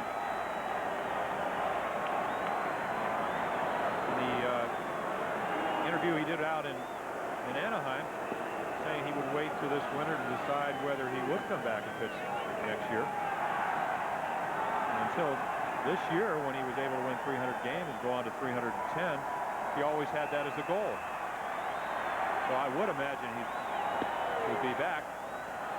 And he gets Evans looking on a pitch on the inside corner, and so Sutton has come out of the bullpen and struck out the 2 men he has faced. We talked about the framing. Again, ball looks like it runs inside, but the way you present the ball, see him bring the ball back. Houdini's with a catcher's glove. The way you present the ball and how important that is, and how important that was when Evans came up the first time as Gedman takes inside. If you want to go back to a couple of key plays, you go back to the second inning and Schofield's throwing error, of course, to start the inning. But then, with runners at first and third, as Schweber is short hop by DeCinces, and that takes care of Gedman for the out, and we'll see Henderson. But with first and third, 3 or 2 and 2 actually was the, or 3 and 2 was the count as you look at the play again. 3 and 2 was the count on Evans. A borderline Candelaria pitch was called ball 4. The bases were loaded then with nobody out, instead of probably having 2 out because Baylor was going, would have been thrown out by Boone. Rice would have had to stay at third. And the fact Baylor was going, Jim, was perhaps a key in Boone's not being able to frame it. You talked about aggressive baseball, and normally you don't run somebody in that situation, especially with an Evans who last year struck out over 100 times, again close to it this year. But what he did is by running him, he made Boone stand up. It took a good look away from Barnett. So the borderline pitch, normally when an umpire can't see it, goes as a ball, and that's what happened. Loaded the bases. Got them on their way to a 3-run inning. And it's worth pondering because as Boone got up that time to make the throw and the way it goes around Fenway, he couldn't get the strike, but then you saw the way he framed that last pitch, Devin, and that got the strike call from Barnett. Well, what an umpire does, or excuse me, a catcher, as out of the right side of his vision, he sees the runner move, and the natural thing is that he really doesn't know if the ball is going to be a strike or not. You try to give the umpire as much a look as you can, but you're also interested in trying to throw the runner out. So you try to come up, you try to stay low, but Boone is almost 6'4", and that's very difficult for him to do unless you're under normal circumstances. 2-2 the count. 2 out, bases empty in the bottom of the 5th inning. Interesting to note, last time we had a 7th game in postseason was the World Series last year, and it wound up 11-0. Kansas City over beleaguered St. Louis. Well, where is Andahar when you need him to make things exciting?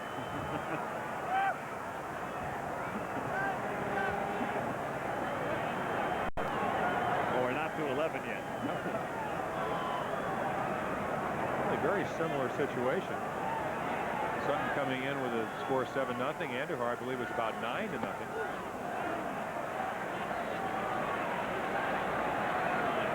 Well, Sutton pitched extremely well, and the game he pitched in this playoff, Andahar had struggled. I think he felt that was an affront. But they're bringing in Sutton right in this particular instant, or at least talking about last inning, to keep the Red Sox right there. Go back to that game you talked about where the Angels scored 8 runs to win 13-12, trailing 12-5. So they've done it before. It's not going to be easy against Roger Clemens.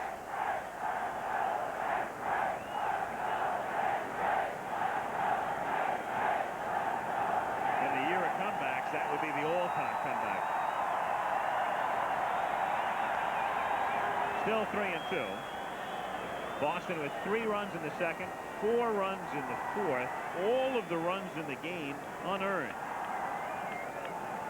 And of course, the only reason that the 4 runs were unearned in the 4th inning was the scoring call, setting it up when Pettis leaped and couldn't handle Henderson's drive.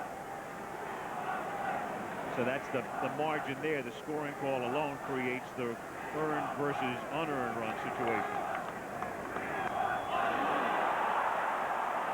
That one will probably come up bobbing on the Charles River tomorrow if it hadn't hit the light standard.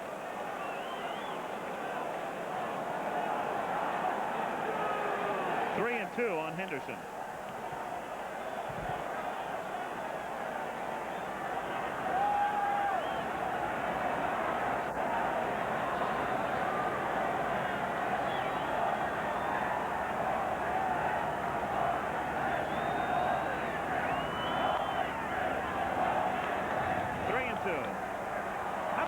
Last night, that interview, and we played it for you, and when he was talking about the home run Sunday, and I asked him, what were you thinking? You step out 2-2, a couple of foul balls. He said, I didn't have a clue. Stepped out to compose himself, and the rest, as they say, is history.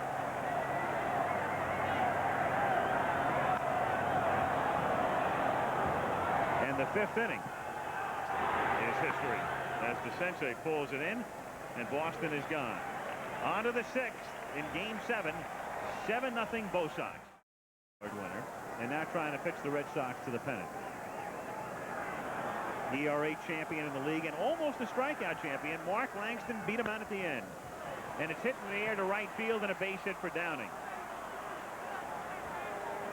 So Bryan starts things with a single.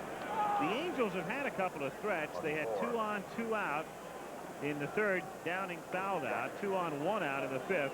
And Jones and Burleson couldn't do anything. Well, you see Downing bail out, but still strong enough to poke it into right.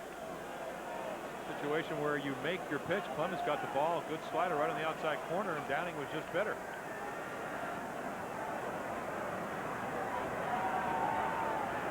Jackson has grounded out twice tonight. Once on a split-fingered fastball in the 1st inning, and then he jammed him with a fastball. Looks like Reggie's moved off the plate a little bit.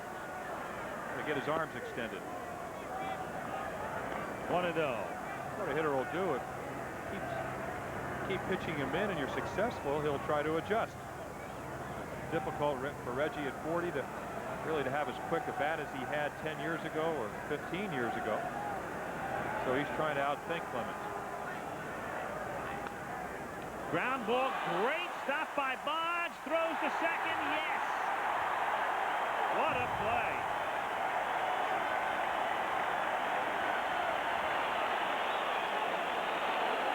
Well, for a man known for his bat, this is how you win pennants. Playing off the line, that's where you want to play, Jackson. Everybody's talked over the last few years how he has improved his fielding and from the knees. And this is where Barrett takes over. Knows he has the force, stays on the bag, keeps the ball from going out in right field. That's what we call teamwork. And in a 7-0 game, you're not going to say that any play like that is a real big play, but keep in mind it's the opening of an inning. You got a man at first. If that's a base hit, then all of a sudden you got first and second and nobody out, and somebody hits a double and the next guy hits a double, and you're on your way back. Well, what you do is you allow the team with a deficit to believe that they might be able to put some runs on the board. Right now, with a good breaking pitch, the Sensei, who is an excellent fastball hitter, good breaking hitter, ball hitter only if the ball's up in the strike zone. If he hits the ball on the ground, does not run that well, you're looking at being right back into the dugout, all because of one play. Could have been second and third very easily. Comebacker, Clemens to Barrett, and even though there was some confusion, they still get the double play. It's Boston's night through 5.5. No question about that. They were both there and still turning. Go to the top of the 9th inning. You have the guy on the mound that you want with Mike Witt. Boston scores 4 to come and get ahead 6-5, eventually win in 11 innings. 3-1 game lead. You have to feel that the Angels may have had their moment, really unable to take advantage of it. And they had several moments and just kept coming up short as Owen, Boggs, and Barrett bat here in the 6th inning. Because much is made of the fact the Angels were a strike away, and they were for 4 pitches a strike away as Owen loops one into center for a base hit. So Spike is on and Boggs comes up. Boggs is 1-3. And on the Prudential Building in downtown Boston, about a mile from here, they have lit it up. Number 1. And it appears to be prophetic at the moment as Boggs comes to the plate, 1-3. But game 5 will be talked about for a long, long time as it's taken up high in the count 1-1. Not only a strike away on several occasions, but they then rally in the 9th inning, and then they had 2 chances to win it in the 9th inning with the Sensei, and the bases loaded and 1 out, and he popped the first pitch to shallow right. And then they were 2 balls away from winning it because Crawford went 2-0 to Grich, and a walk wins the pennant. And then Bobby winds up hitting a broken bat, soft liner back to the mound. And then they were about 3 or 4 or maybe 5 feet away when Pettis hit the drive and Rice made the catch at the wall. And on and on. Strike. 2-2. How about the great line from Crawford in your interview? Goes 2-0, the bases loaded. If he walks Grich, the season's over, and he says if there was a bathroom on the mound, I would have used it. And then proceeds to throw a strike and get Grich to hit a soft liner back to him. And if you really want to put a microscope on it, do you remember that 2-0 pitch? I know there were a million things to remember Sunday, but in that circumstance, as Boggs hits a fly ball to left field, and Downing is there, and he makes the catch. And if you really want to go back and pick that game to its very nub, and there is Henderson, the big hero on Sunday. Remember that 2-0 pitch by Crawford with Grich taking, it was just on the corner. I mean, just. Otherwise, it's 3-0, and it's a pitch away from the pennant.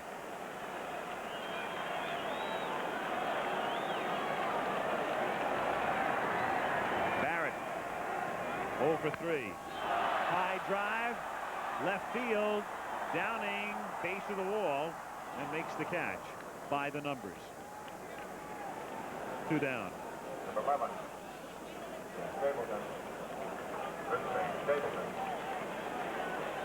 Stapleton now.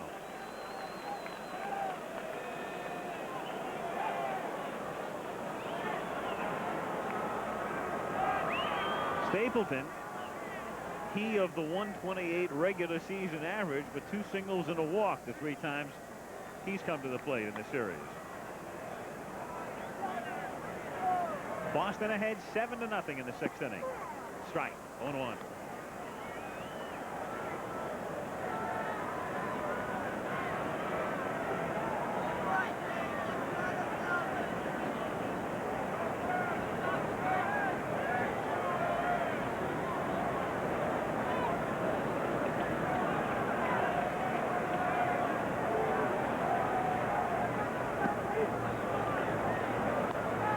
The count. Owen at first base, 2 gone, bottom of the 6th inning. Don Sutton in relief of John Candelaria.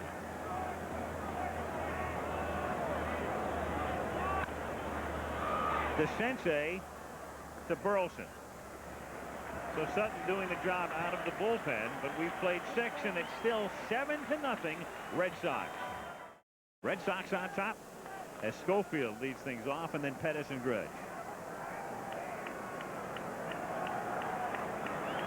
The California Angels with 9 outs left and a tie for a ball, and the count 1-0.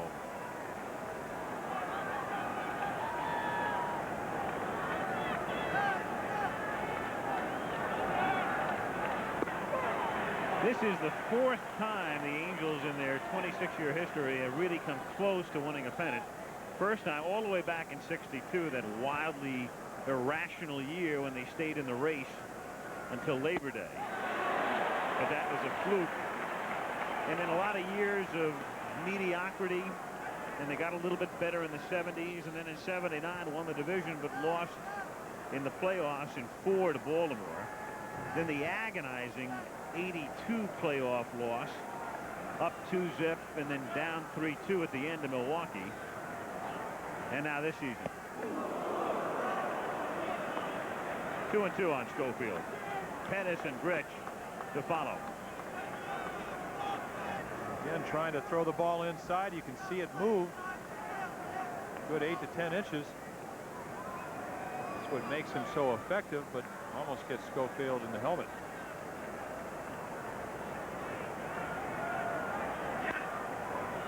Ground ball, Barrett. 1 away. And my man Jim Ressler wants me to tell you that this telecast is presented by authority of Major League Baseball and may not be reproduced or retransmitted in any form without the express written consent of Major League Baseball. That is done, and there is the scoring summary. 3 unearned runs, and then 4 more unearned runs, and a total of 7. Rice a 3-run homer, the coup de grace in the 4th inning. Pettis is 0 for 2. Sharply hit, knocked down by Owen, recovers, and no, you're not going to get Gary. A mere mortal, yes, but not Pettis. And Pettis a little shaken up as he crossed the bag. And when, as you said, only 8 more outs left in the season, you run as hard as you can. That play that Owen should made, 5th error of the season right there. Looked like he took his eye up.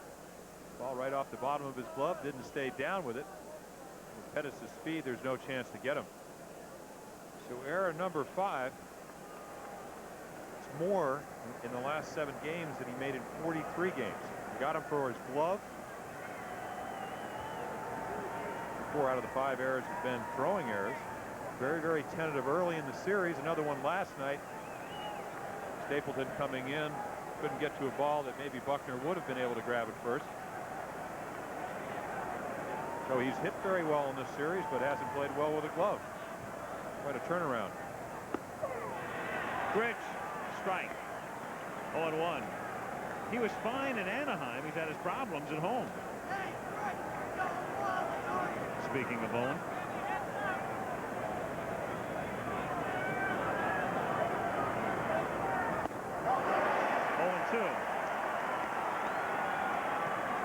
Spike, and again, that's his real name, Spike D.E.E. Owen.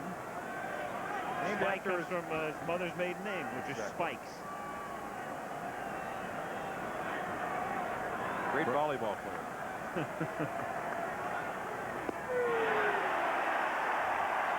Rick's gone.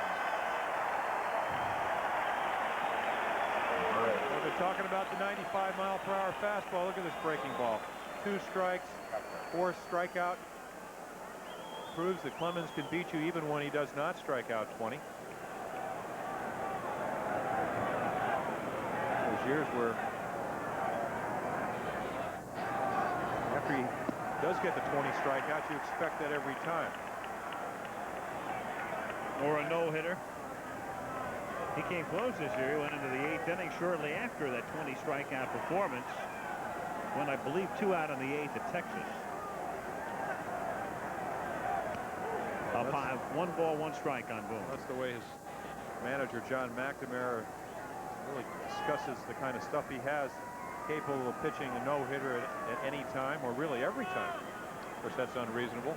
And in reality, has not done it since Little League. So he did not do it at Texas, University of Texas, didn't do it in high school, which I find it hard to believe. But then it goes back to the fact that he has gained all this velocity since he graduated from high school.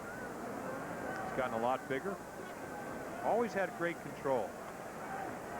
Can you imagine what a find that the Red Sox felt when in his first year in 80-some innings only walked 12 batters, struck out about 95.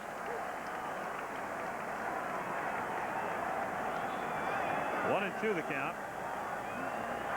Originally drafted by the Minnesota Twins and then the New York Mets. Everybody badmouthed Bob Gibson for saying he did not like him, but he didn't throw this way. A lot less velocity. And again, if you go back to the way he pitched in college, a lot of scouts were down on him because they said he couldn't finish a game, couldn't pitch the complete game. Yet he would pitch Friday as a starter and then come back in relief on Saturday. You can imagine it would be tough to finish games with that kind of work schedule. Here's the 2-2 pitch. Popped up. And in foul ground, here comes Stapleton as Clemens gets out of the way with a little hook slide. And the Red Sox are 6 outs away. 7th inning stretch. This ABC Sports exclusive is brought to you by Budweiser. Beechwood aged for that clean, crisp taste. This Bud's for you. Good matchup on Monday Night Football. Back to that this coming Monday night, 9 Eastern time, as the Broncos 6-0 and the Jets 5-1 have at it at East Rutherford. Jim Rice to start it. Rice, Baylor, Evans in the bottom of the 7th inning. Boston 7, California nothing. Don Sutton working in relief. Driven to center, but right to Pettis. 1 up and 1 down, and Baylor comes up. Got to set the Red Sox season in perspective here. When the year began, this team, which was a 500 ball club last year, appeared to be slightly improved, but in a very tough division. And the consensus pick was that the Red Sox would finish about 5th because the division was so very tough, led by defending champion Toronto. Baylor whacks it into left center field, and Pettis makes the catch here. And Evans comes up. And there are 2 down. But you had Toronto and you had an improving Detroit team, or a team that a lot of people expected to rebound in Detroit. Weaver for the full year at Baltimore, and the Orioles looking strong. And then you had the Yankees, of course, with Piniella taking over. And it looked like Boston would be fighting Cleveland and Milwaukee for 5th. And here they were, all the way. hanging on. Everybody made a run at them at one time or another this summer, but then they won 11 straight and coasted home. A year of skeptics for the Red Sox. Beginning of the season, during the season, and even in postseason play. Great vantage point to see that little running fastball that Wade Boggs talked about out in Los Angeles and on the West Coast when Sutton started against the Red Sox the other night. Just moves enough to make you pop it up, get under it, foul it off. I think most so-called experts, Sports Illustrated, picked the Red Sox and Angels to finish 16th and 20 out of the 26 ball clubs. The ball just go down. Sutton trying to get Evans to swing at a ball out of the strike zone. I think everybody based their success on the success of their young pitchers. The man we're seeing tonight, 20 games over 500. 1 ball, 2 strikes the count.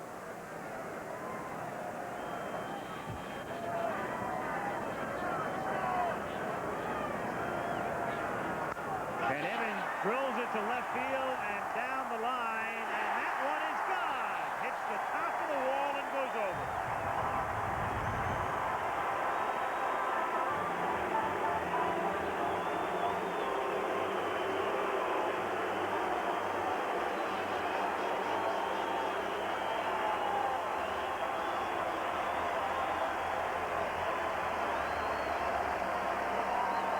Left field view.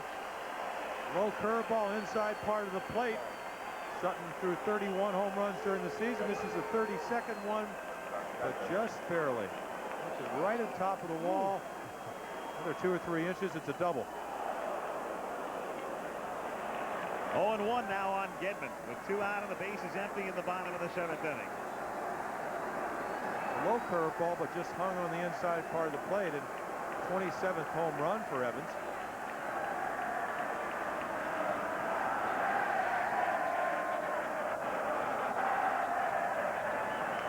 First in the playoffs.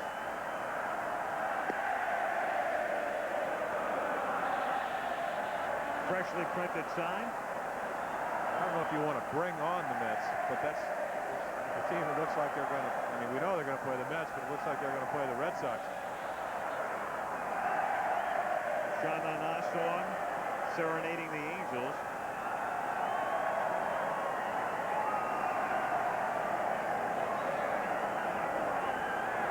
And the 0-2 to Gedman. Lifted to left. And Downing, out by the lights, makes the catch.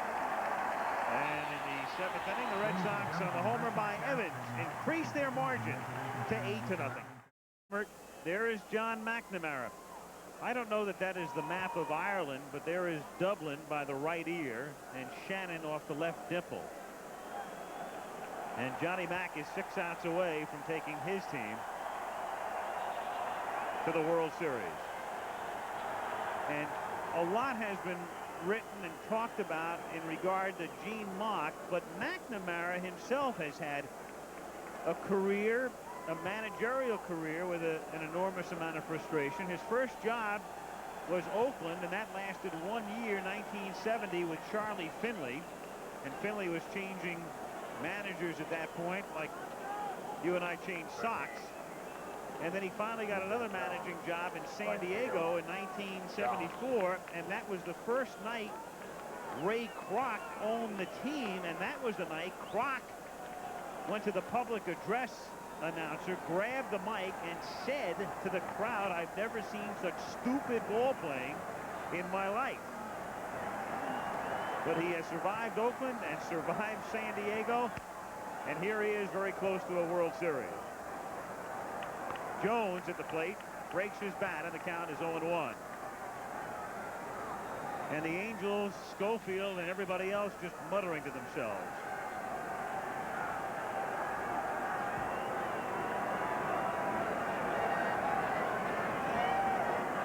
And what do they say? The longest nonstop commercial flight in the world is San Francisco to Hong Kong?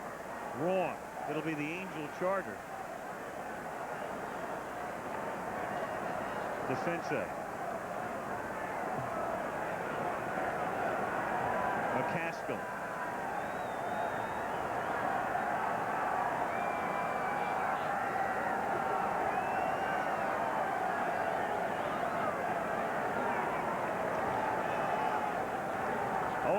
Jones. And what about Reggie? Is this the end tonight? Is this the way it ends? Don't know the answer yet. 1-1.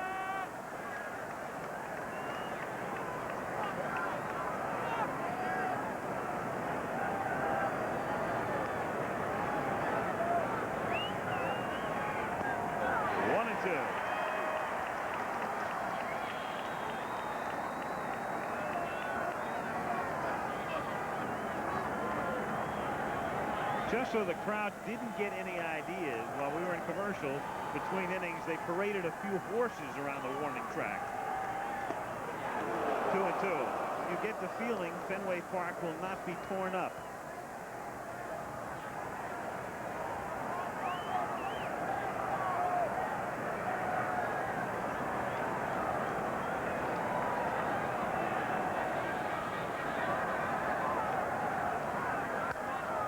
That's grounded foul. 2-2. Pointed it out early on, and I guess it was an omen. Rupert Jones whacked the first pitch of the game right on the money to deepest, darkest center field, and Henderson made the catch at the wall, a 415-foot out. The police horses, they celebrated their division championship with Clemens on horseback a couple of weeks back. Maybe that's why they're here, along with crowd control. If you watched the Met game yesterday in New York, you saw all the damage to the field, or huge pieces of sod ripped out. No certainty, but I think that most of the Red Sox fans expect, as we see a base hit up the middle by Jones, expect to be playing the World Series here next week. You're starting in the weekend in New York. It brings a question tomorrow. I would really think, and this is the reason McNamara may be coming to take another look at the base hit, is will Clemens come back and pitch Sunday if the Red Sox win tonight? Well, Mac goes to the mound, and Schiraldi's in the bullpen, and if Mac takes him out, the crowd will understand exactly what's happening, and I think John may be explaining it to him right now. And there's Schiraldi. And as much as a pitcher wants to go all the way, Johnny has just explained, hey, man, it's 8-zip. I need you. I got to think about my rotation for the World Series, and you deserve the moment. So go enjoy it.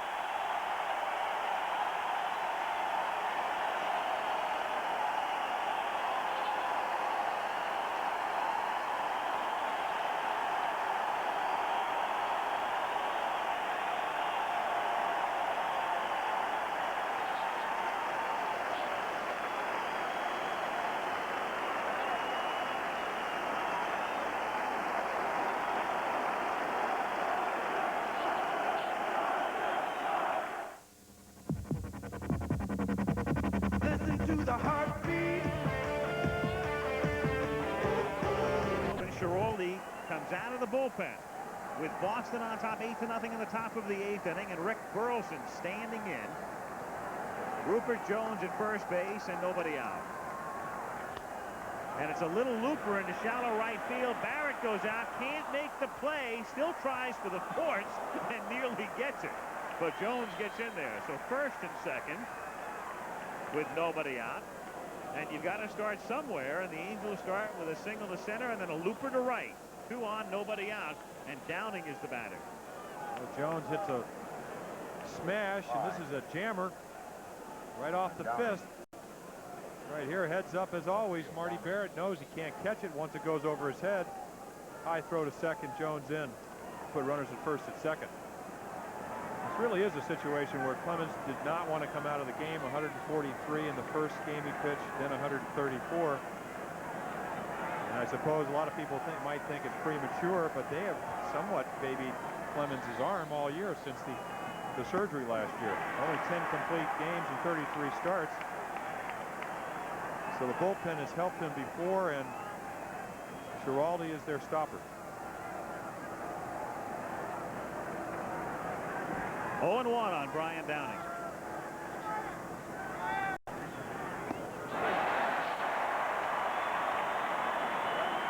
And again, as Here's Clemens overpowering. We saw the breaking ball. It's a pitch that hit Downing with the bases loaded the other night. But 95-mile-per-hour fastball, and just like Clemens, you have to make him throw the ball down. You can't try to hit that pitch. Especially trailing by 8 runs, you want to try to walk if he'll walk you. Wow. There's the ability to level the play, catch with Gedman. In other words, you just can't catch up with it. Out of the strike zone. Here's my best stuff. Try to hit it. It's really the savior for the Red Sox bullpen. Came up with Stanley struggling. 9 saves in 26 games. Kind of ironic on a day that Bob Ojeda doesn't get the win, but pitches a very gutty game after giving up 3 runs in the first inning, enabling the Mets to hang in there. Wins 18 games plus a game in the playoffs. Schiraldi has a chance to maybe not get a save, but put the door closed for the Angels. Jones at second. Burleson in first. This might be a historic at-bat. I personally think Reggie will be back for 1 more year, but it's possible. It's possible he won't. And thus, who knows? 1-1. Number 44 standing in. Will we see it again? I think he'd like to take a Grand Tour. In fact, I know he would. He'd like to play 1 more year. But the circumstances have to be right. And that's the question. And if they're not right, this is it.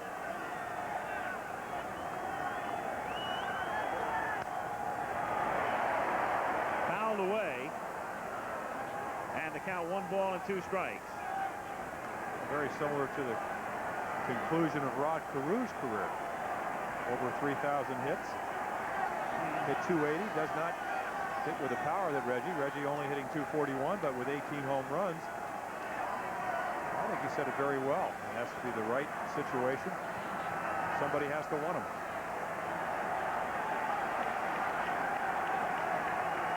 1-2 pitch. Fouled back.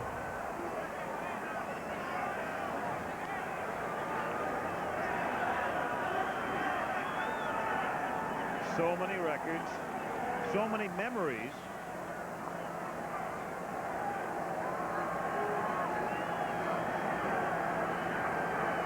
His career, a magical mystery tour.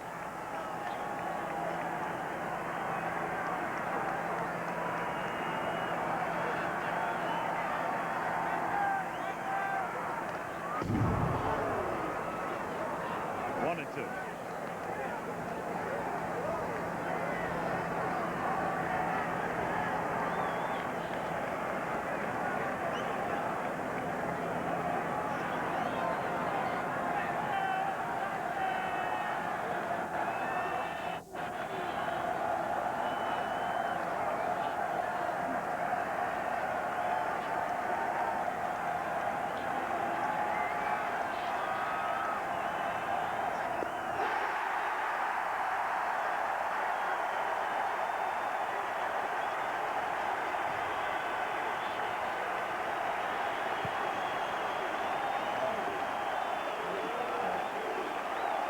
This has nothing to do with Reggie Jackson. It's just great stuff. As we said, 95 miles per hour, something that Reggie's always had a propensity to do, which is to strike out. As you said, Reggie can make striking out exciting. 2 down. The sensei is the batter.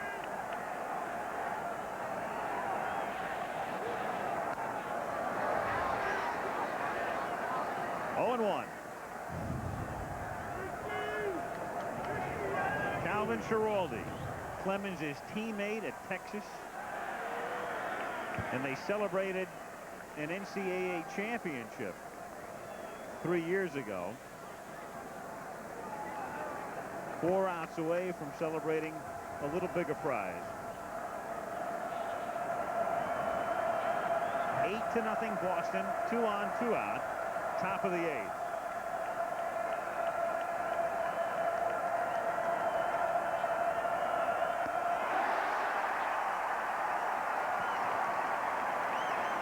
What a difference a job description makes Giraldi as a starter struggled, really only has a curveball and a fastball, as a short man can come in and use what is his best weapon, a blazing fastball.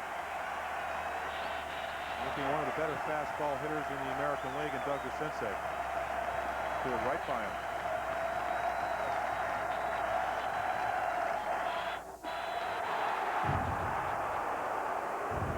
One and two.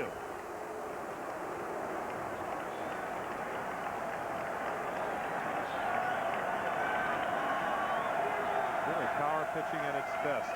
Here's my best stuff. See what you can do with it.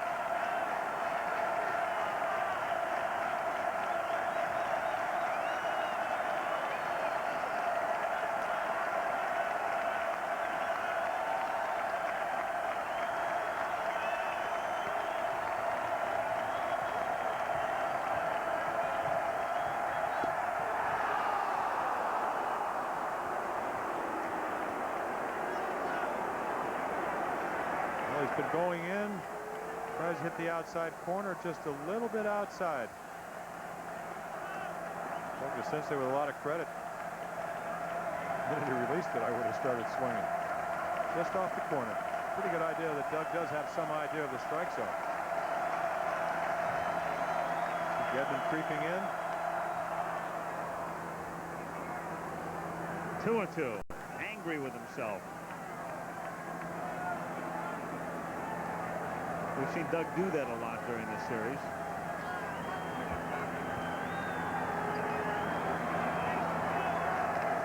Jones and Burleson.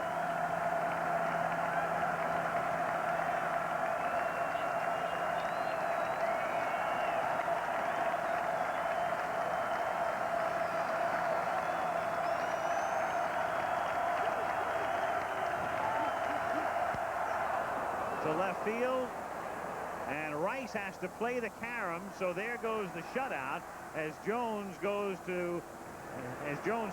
and on the play Burleson goes to third. So it's 8-1, and all of a sudden it's still for the moment in Fenway. Crowd anticipating the strikeout, and then DeCinces fouling him off and finally singling off the wall. So it's 8-1. Another high fastball this time, as we said. DeCinces can hit that pitch. Doesn't really get it in as much as he'd like. Rice knows it's a double right away. Really a single as he plays the carom, and DeCinces with not great speed knows 8 runs down, now 7 runs down. You don't want to get thrown out at second base.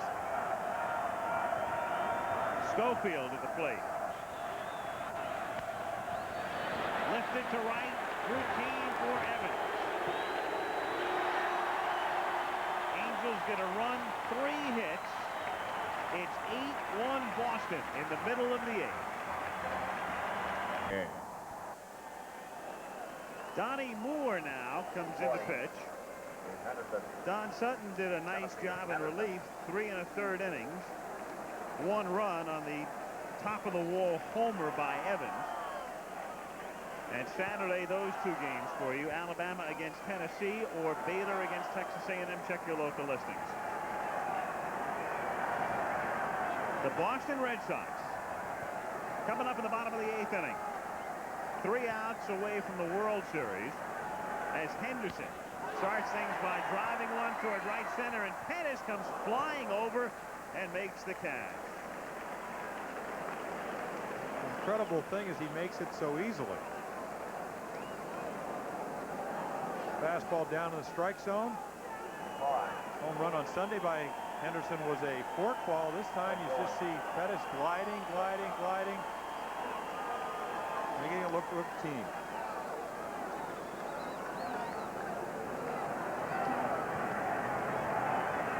Spike Owen, 2 hits tonight to go with 4 last night.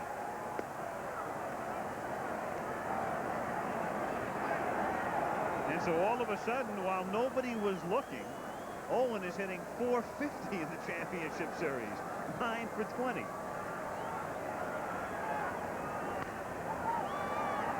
Schofield gathers it, gets him. 2 down. Again, the keys in tonight's game. You go back, Schofield's throwing error starting the bottom of the 2nd. The borderline pitch, which they don't get the call on, to Evans. which loads the bases.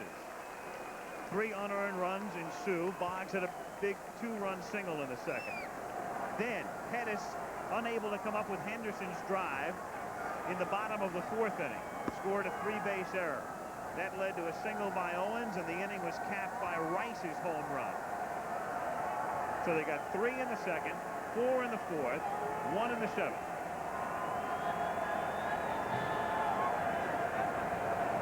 Boggs 1 for 4. High for a ball, 1-0 the count. Angels have Pettis, Grich, and Boone when they bat in the 9th inning. Or a couple of cortisone shots to get out to the mound yesterday. Schofield, an erratic hop, but he stays with it, gets him. And now we go to the 9th. And now Fenway stands as 1 again. 8-1. It's a Pentagon hardliner. Now he warns that we're blundering toward nuclear disaster. Ted Koppel talks with him on Nightline following your late local news. This was the scene we were talking about 3.5 years ago. NCAA championships, Omaha, Nebraska. There's Clemens and Schiraldi. 83 College World Series. And tonight it's Clemens and Schiraldi. Fenway Park American League Championship Series. Top of the 9th. Pettis, Grich, Boone.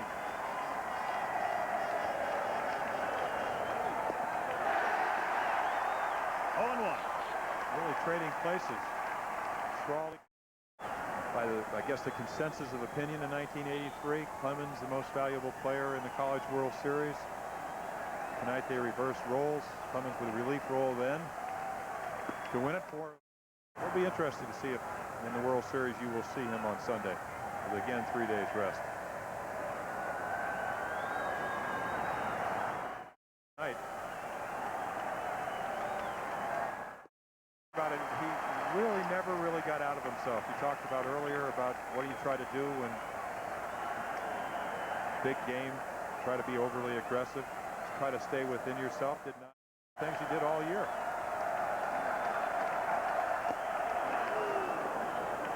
Two and 2. Grich.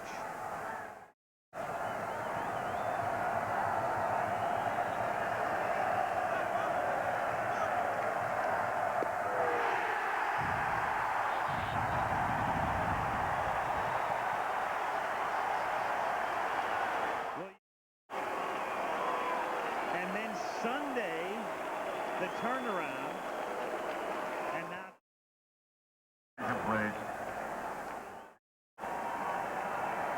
Howell.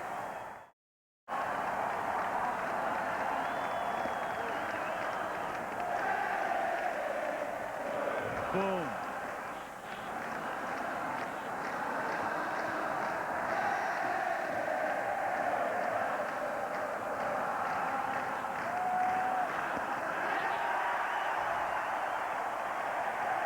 Two and 1.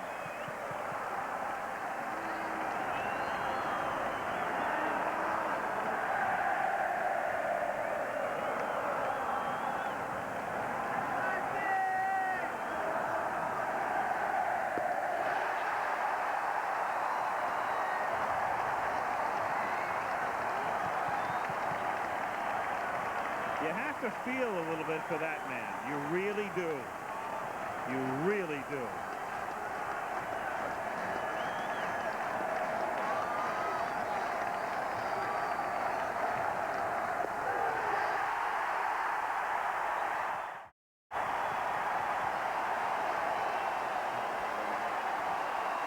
Jerry Narron will pinch it for Bob Boone.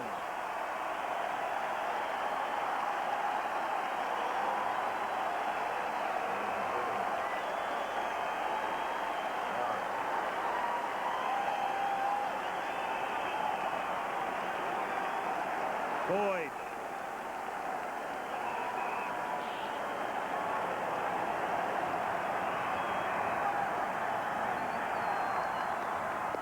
Strike.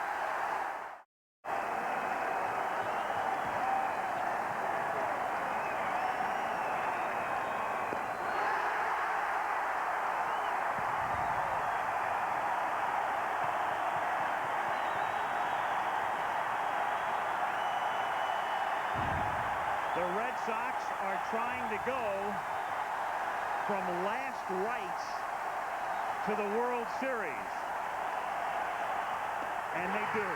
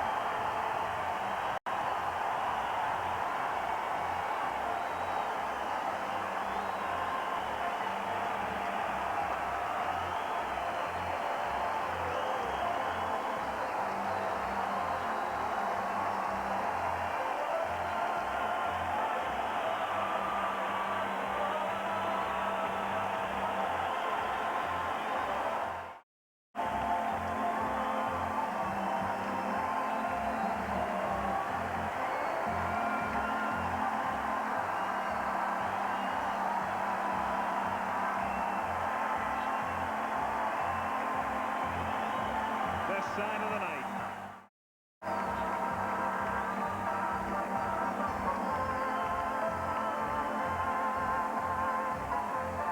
Will be in the clubhouse. The Boston Red Sox, champions of the American League. Here on Channel 4. It is so big. I'm excited. Super Bowl, NBA championship, and now the World Series. Now we have to get all prepared to what does one wear to the World Series? I'll figure it out, Bob. Brilliant Ryder said before the game, and he's not a man to make an overstatement, this may have been the greatest week in baseball history. Between these two playoff series, incredible. Boston wins it 8-1. They're the champs of the American League. Let's go to Don Drysdale. All right, thank you very much. Well, Johnny, congratulations. I know this got to be maybe one of the biggest thrills in your life. Well, it is, Don. It's a dream come true. What I know you're thinking, are you thinking ahead to the series? Were you thinking about that when you took Roger Clemens out? No, he said he had the flu, and he told me after the 7th inning, he said he was fine for one more. Then when he passed me on the way to mound, he said, you better watch me, I'm a little wobbly. So I wasn't going to let him stay out there. Well, I know you got a phone call from the president. We'll let you go, and congratulations. Good luck in the series. Thanks, Don. Always good to see you. Okay, and right now, we got the most valuable player of the playoff series here in the American League, Marty Barrett. I know this got to be a thrill for you, maybe the biggest ever, too. It's got to be the biggest thrill for me. You know, I got some opportunities. I was lucky to get some opportunities in the series to do some damage, and the good Lord helped me, and I come through, and I'm just happy for all these guys. It's the greatest comeback ever. So if I don't... American League, John Kelly from the Chevrolet Motor Division here to make the presentation. Marty, congratulations. It was a great series. You were great in the field, great at bat, and it's by Chevrolet, a great car.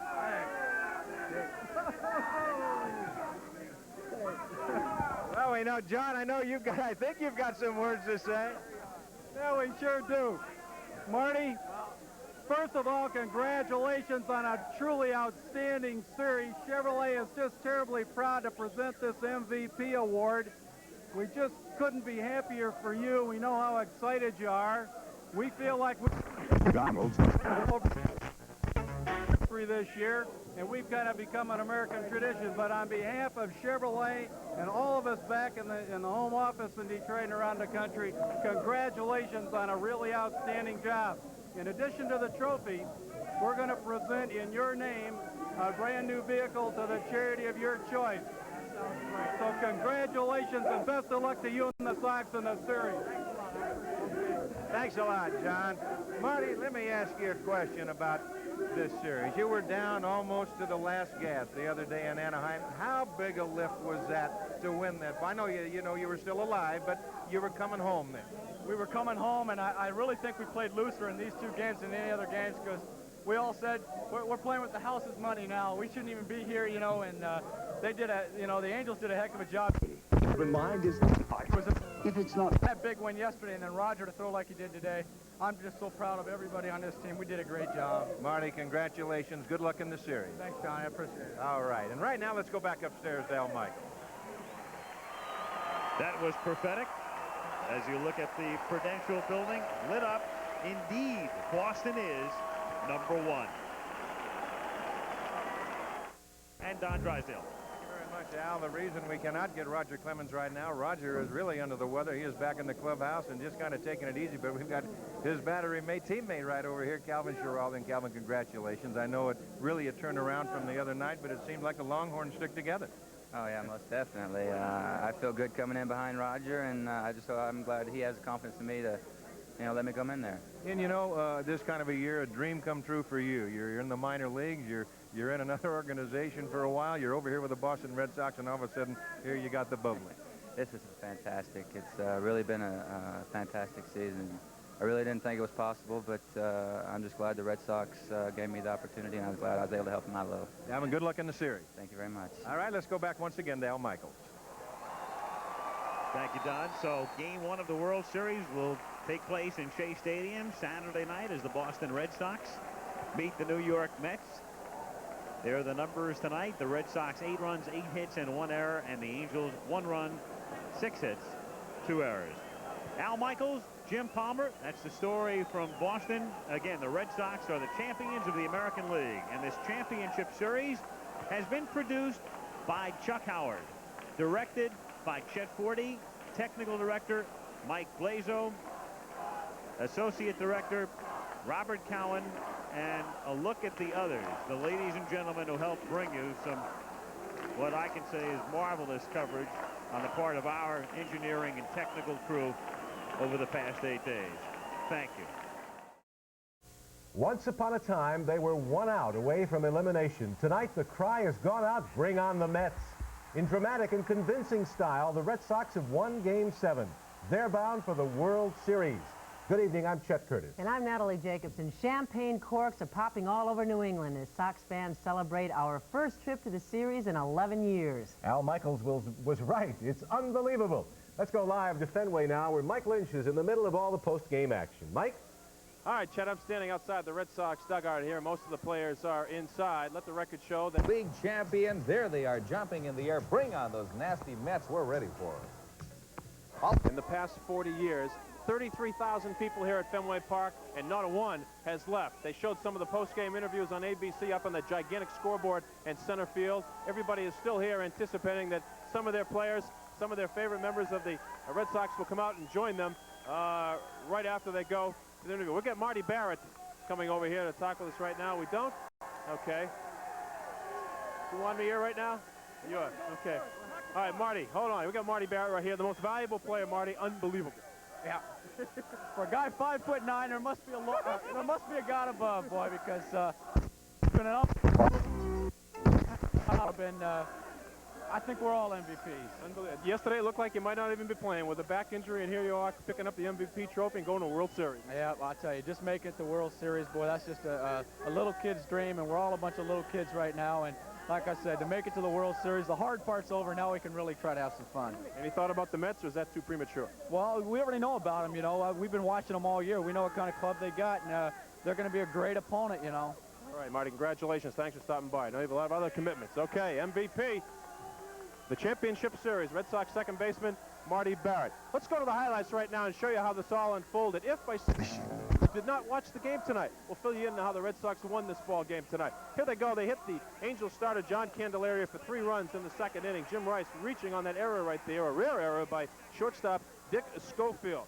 Next one up was Don Baylor. Don Baylor just wrote a single past Doug DeCinces, and his last price into a luxury would walk, and it would load the bases for Rich Gedman, who hits a fielder's choice ground ball to second base. Red Sox went up 1-0. They would lead it 3-0. And the fourth, they got 4 more. In the second. Hit back through the middle. Hits second base. And Caron's into right center field. Baylor scores. So does Evans. Henderson is held at third. Deal on. Nothing. Right, no more threats. Bring on the Mets. Yeah, I guess that's... They're one of those Boston sports fairy tales. Incredible story. I guess we're used to it, but we never really get used to it. Super Bowl this year, NBA championship, and now we go to the World Series. The Red Sox and Mets. The Sox win tonight 8-1 in Game 7 to eliminate California. Standing by right now is our own Bob Newmeyer. Newmy? All right, Bob, thank you very much. For the 4th time in 68 years, the Red Sox have won a World Series, and with me is a man who has been fortunate enough now to do it twice. Dwight Evans. Dwight, the last time was 75. A comparison, if you will, of the moment that just transpired in the field in that year in 1975. That was a long time ago. I really can't remember 75. It was a great year. It was a great team.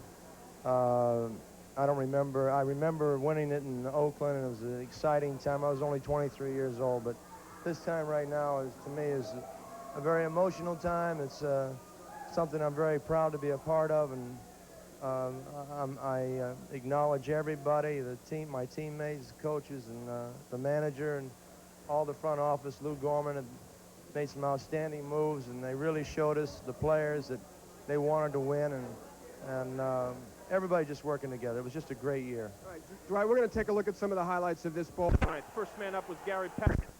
His so-called Rich, he went down in strikes. And the final batter, Jerry Narron. And at 11:04, this is how it ended. The Red Sox are trying to go from last rights to the World Series. And they do.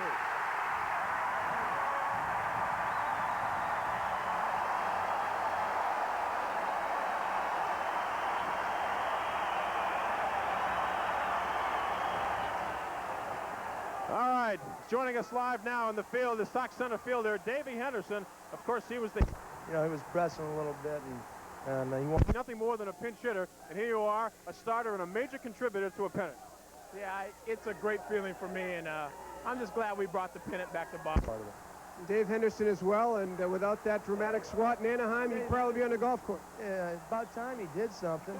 No, let me tell you something. Dave Henderson, I give him a hug and a kiss every day. If it wasn't for him, we wouldn't be here right now. We heard that Anaheim, that they had popped the corks before the game was over, and we said, that's it. We're going to win this thing. Mike Owen, the shortstop. Destiny. We were Jim Rice's mammoth shot, and this ball really handled it. And that's exactly. We're going to score 5-6 runs a ball game. And pitch to Jim Rice. Well, I don't think so. I don't think he should be because, number one, he had gotten Jimmy out twice. Jimmy got... Oh, yeah, long way.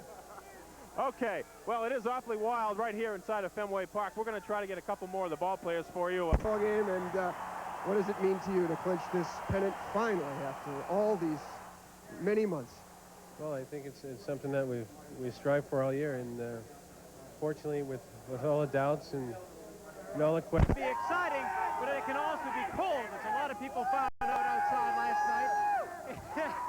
Cold is fun if you've got something else in mind. If you've got an ice cream cake in the car and you're stuck in traffic, then it's nice to be cold out. But if you want to watch a baseball game, it's not all that comfortable.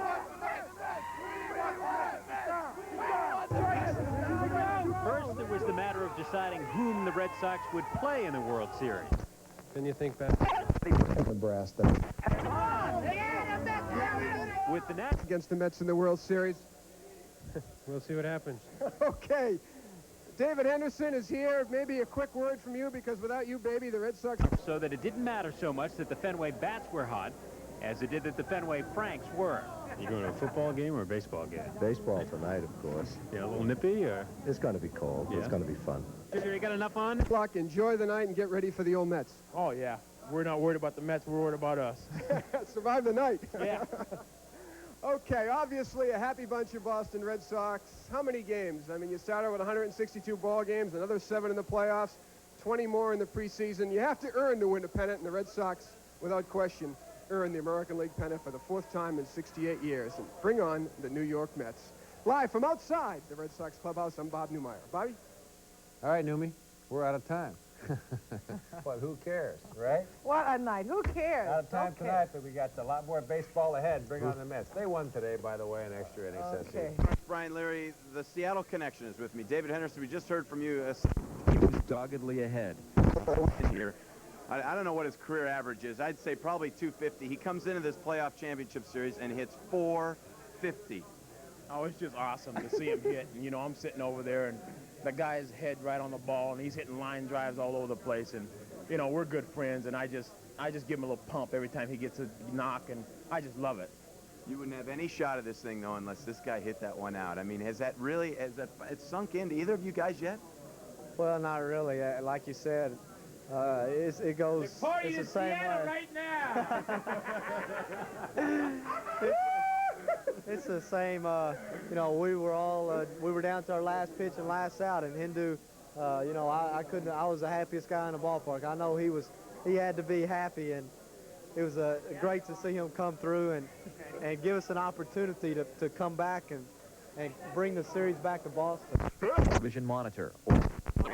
Still, though, one strike away, Getty. I mean, do you still think about that? You guys can't help but to think about that, can you? Well, we got a second chance, and Hindu was able to come through for us, and it's a great moment, you know, and to come out here and win the games here the way we're capable of, it's satisfying. You know, guys did a really good job.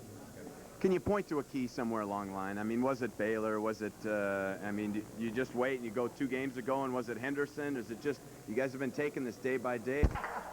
All the way. Like more information on breast cancer, you can get it. Question about it, but there's no doubt in my mind that it was a team effort. Nobody gave in to anything. Down 3-1, we felt like we could come back, and we played hard, and fortunately... Sponsoring low-cost mammography. What about the Mets? Well, I'm kind of going to savor this moment right now and then worry about the Mets maybe starting tomorrow. How about Spike Owen, though? Career .250 hitter, and he hits .450 in this series. Anything can happen in a playoff series, huh? Well, that's what's all... Thank you, Doctor. Well, sports is up next with the story of the night and the team of the night. All the action from Fenway Park. Bobby? Well, Dave, I'm telling you what. What can we say? Well, I'll tell you what we'll say. Sports is coming up next. John Dennis live from Fenway. He'll tell you all about it. Stay with us. That he was able to contribute the way he did, and it's just an idea just how well everybody's done here, and I think it's super. Let me bring the steamer in here. A guy who has had his ups and downs all year. He came in and pitched well in the series, though. You got ground balls, just what you wanted. I mean, can this be any sweeter? I guess it can another, what, 10 days or so? 10 days or so when we win the whole thing. That would be even better. But right now we're cherishing this, and this man had a lot to do with it. He's my buddy. I mean, Rich has really had a great year. He's handled all the pitchers, oil can, Roger, through everything, and even the relievers, huh? Well, when you're pitching and you're out there and you gel with your catcher, that's all you need. You know, when you're thinking of the pitch, he's calling it, and that's it. Thinking about the Mets? Probably Friday after I sober up. Okay, Bob, thanks very much. Congratulations. Bob Stanley, Rich Gedman, Spike Owen, Dave Henderson. A great scene here in the locker room. We're going to send it out to Michael Lynch and come back here in just a few moments and talk to Roger Clemens, who is not feeling too well right now. In fact, he's in the back getting checked by Dr. Pappas. He's had the flu, but he will come out and talk to us in just a few minutes. Michael? All right, Michael. Yeah, Darling was just telling us about Roger being out back in the trainer's room. Talk to me about his performance. Usually when we see Clemens, we see 8, 9, 10 strikeouts. With excitement, magic. Roger really pitched tonight. I watched it from the bullpen, and I knew Roger was a little tired. He's got a lot of innings in this year, and he was going on 3 days rest for the second time in a row. And I remember after the first game we talked that maybe he tried to overthrow a little bit. And tonight he really stayed within himself, and I know he felt great, and he just wanted to pitch, and that's what he did. He really pitched. All right, now the rotation should set up you as a starter in Game 1 against the Mets. I would hope so. I'm looking for... Feel for Gene Mark. Nah, no way. No. Well, you do. You know, they were one strike. One strike away from his first pennant, what, 25? Yeah, you've got to feel for the guys, I'm telling you. But we're probably not, though. What the heck? The Sox, they're going to the World Series Saturday in New York. They'll be playing Game 1 against the Mets. Tonight's game, a blowout. We go right to Fenway Park where John Dennis is drinking all the champagne. I mean, he's getting hosed down by champagne. John? I have stayed relatively unscathed so far. With me are two of the people who I suspect appreciate this more than almost anybody else. Bill Buckner on my left, Dwight Evans to my immediate right. I suppose more than anybody else in this clubhouse, you guys, because you are the veterans, understand what a rare opportunity it is to go to the World Series. After 11 years, you're going. Dwight, your thoughts first of all. Well, my thoughts are, you know, it's a long... For you, too, about what's going on from at Kenmore Square, so stay with us. Al Michael said it, from last rites to the World Series. There's more to come. Stay with us. Deep left field,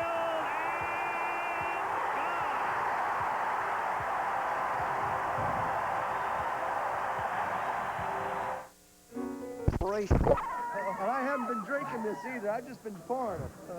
So that's how we feel about you. That's a little chilly. It's cold. That's a little chilly. You can get bucked. The Buck, let me ask you, if anybody has gone through the pain and the suffering to get to this spot this year, undoubtedly, beside my eyes, your feet have gotten you here, and it's been a lot of pain. Obviously, it's worth it after tonight.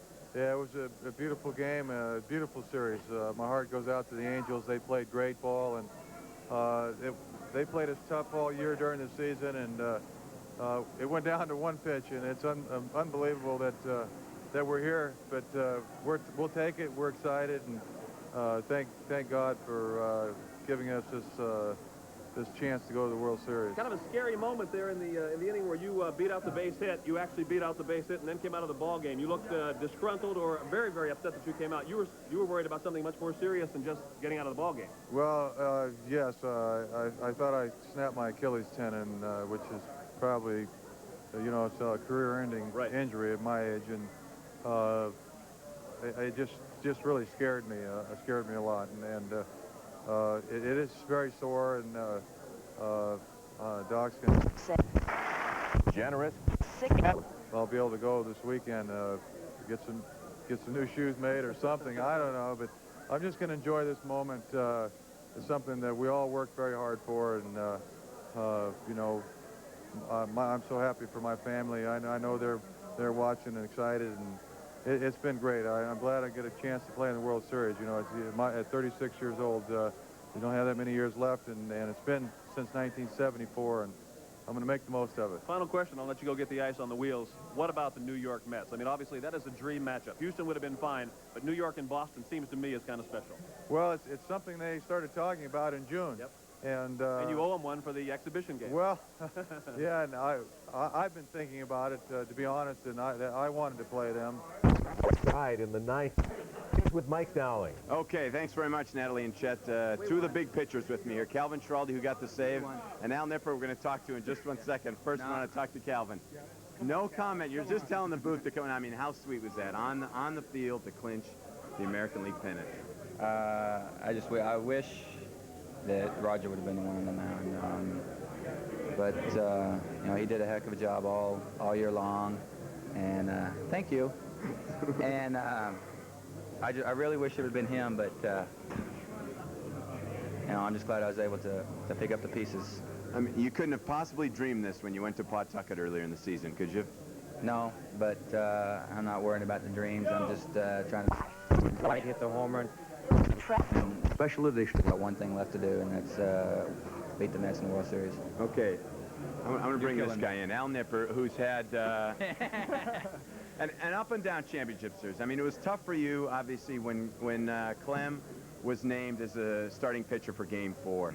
Tell me about your feelings when you didn't even find out from Mac. You found out from, thanks, Calvin, you found out from someone else. It had to be really tough after contributing to the team all year long. Well, it was, but there was a breakdown of communication, and, that's past and forgotten, and Mac and I talked it over, and everything's fine. And, he had to go with the guy he thought could to win in that situation, and what more to go with your #1 pitcher. So, I didn't have any qualms about that, and, we won the playoffs, and we're going to the World Series, so that's all we're all concerned about. Your job's just to stay ready whenever you're needed, right? The long man, I guess the first man out of the bullpen is the long man. Right, and hopefully I won't get the pitch in the World Series, because that'll mean starting pitching will be doing the job. So, we're just aiming for winning the World Series.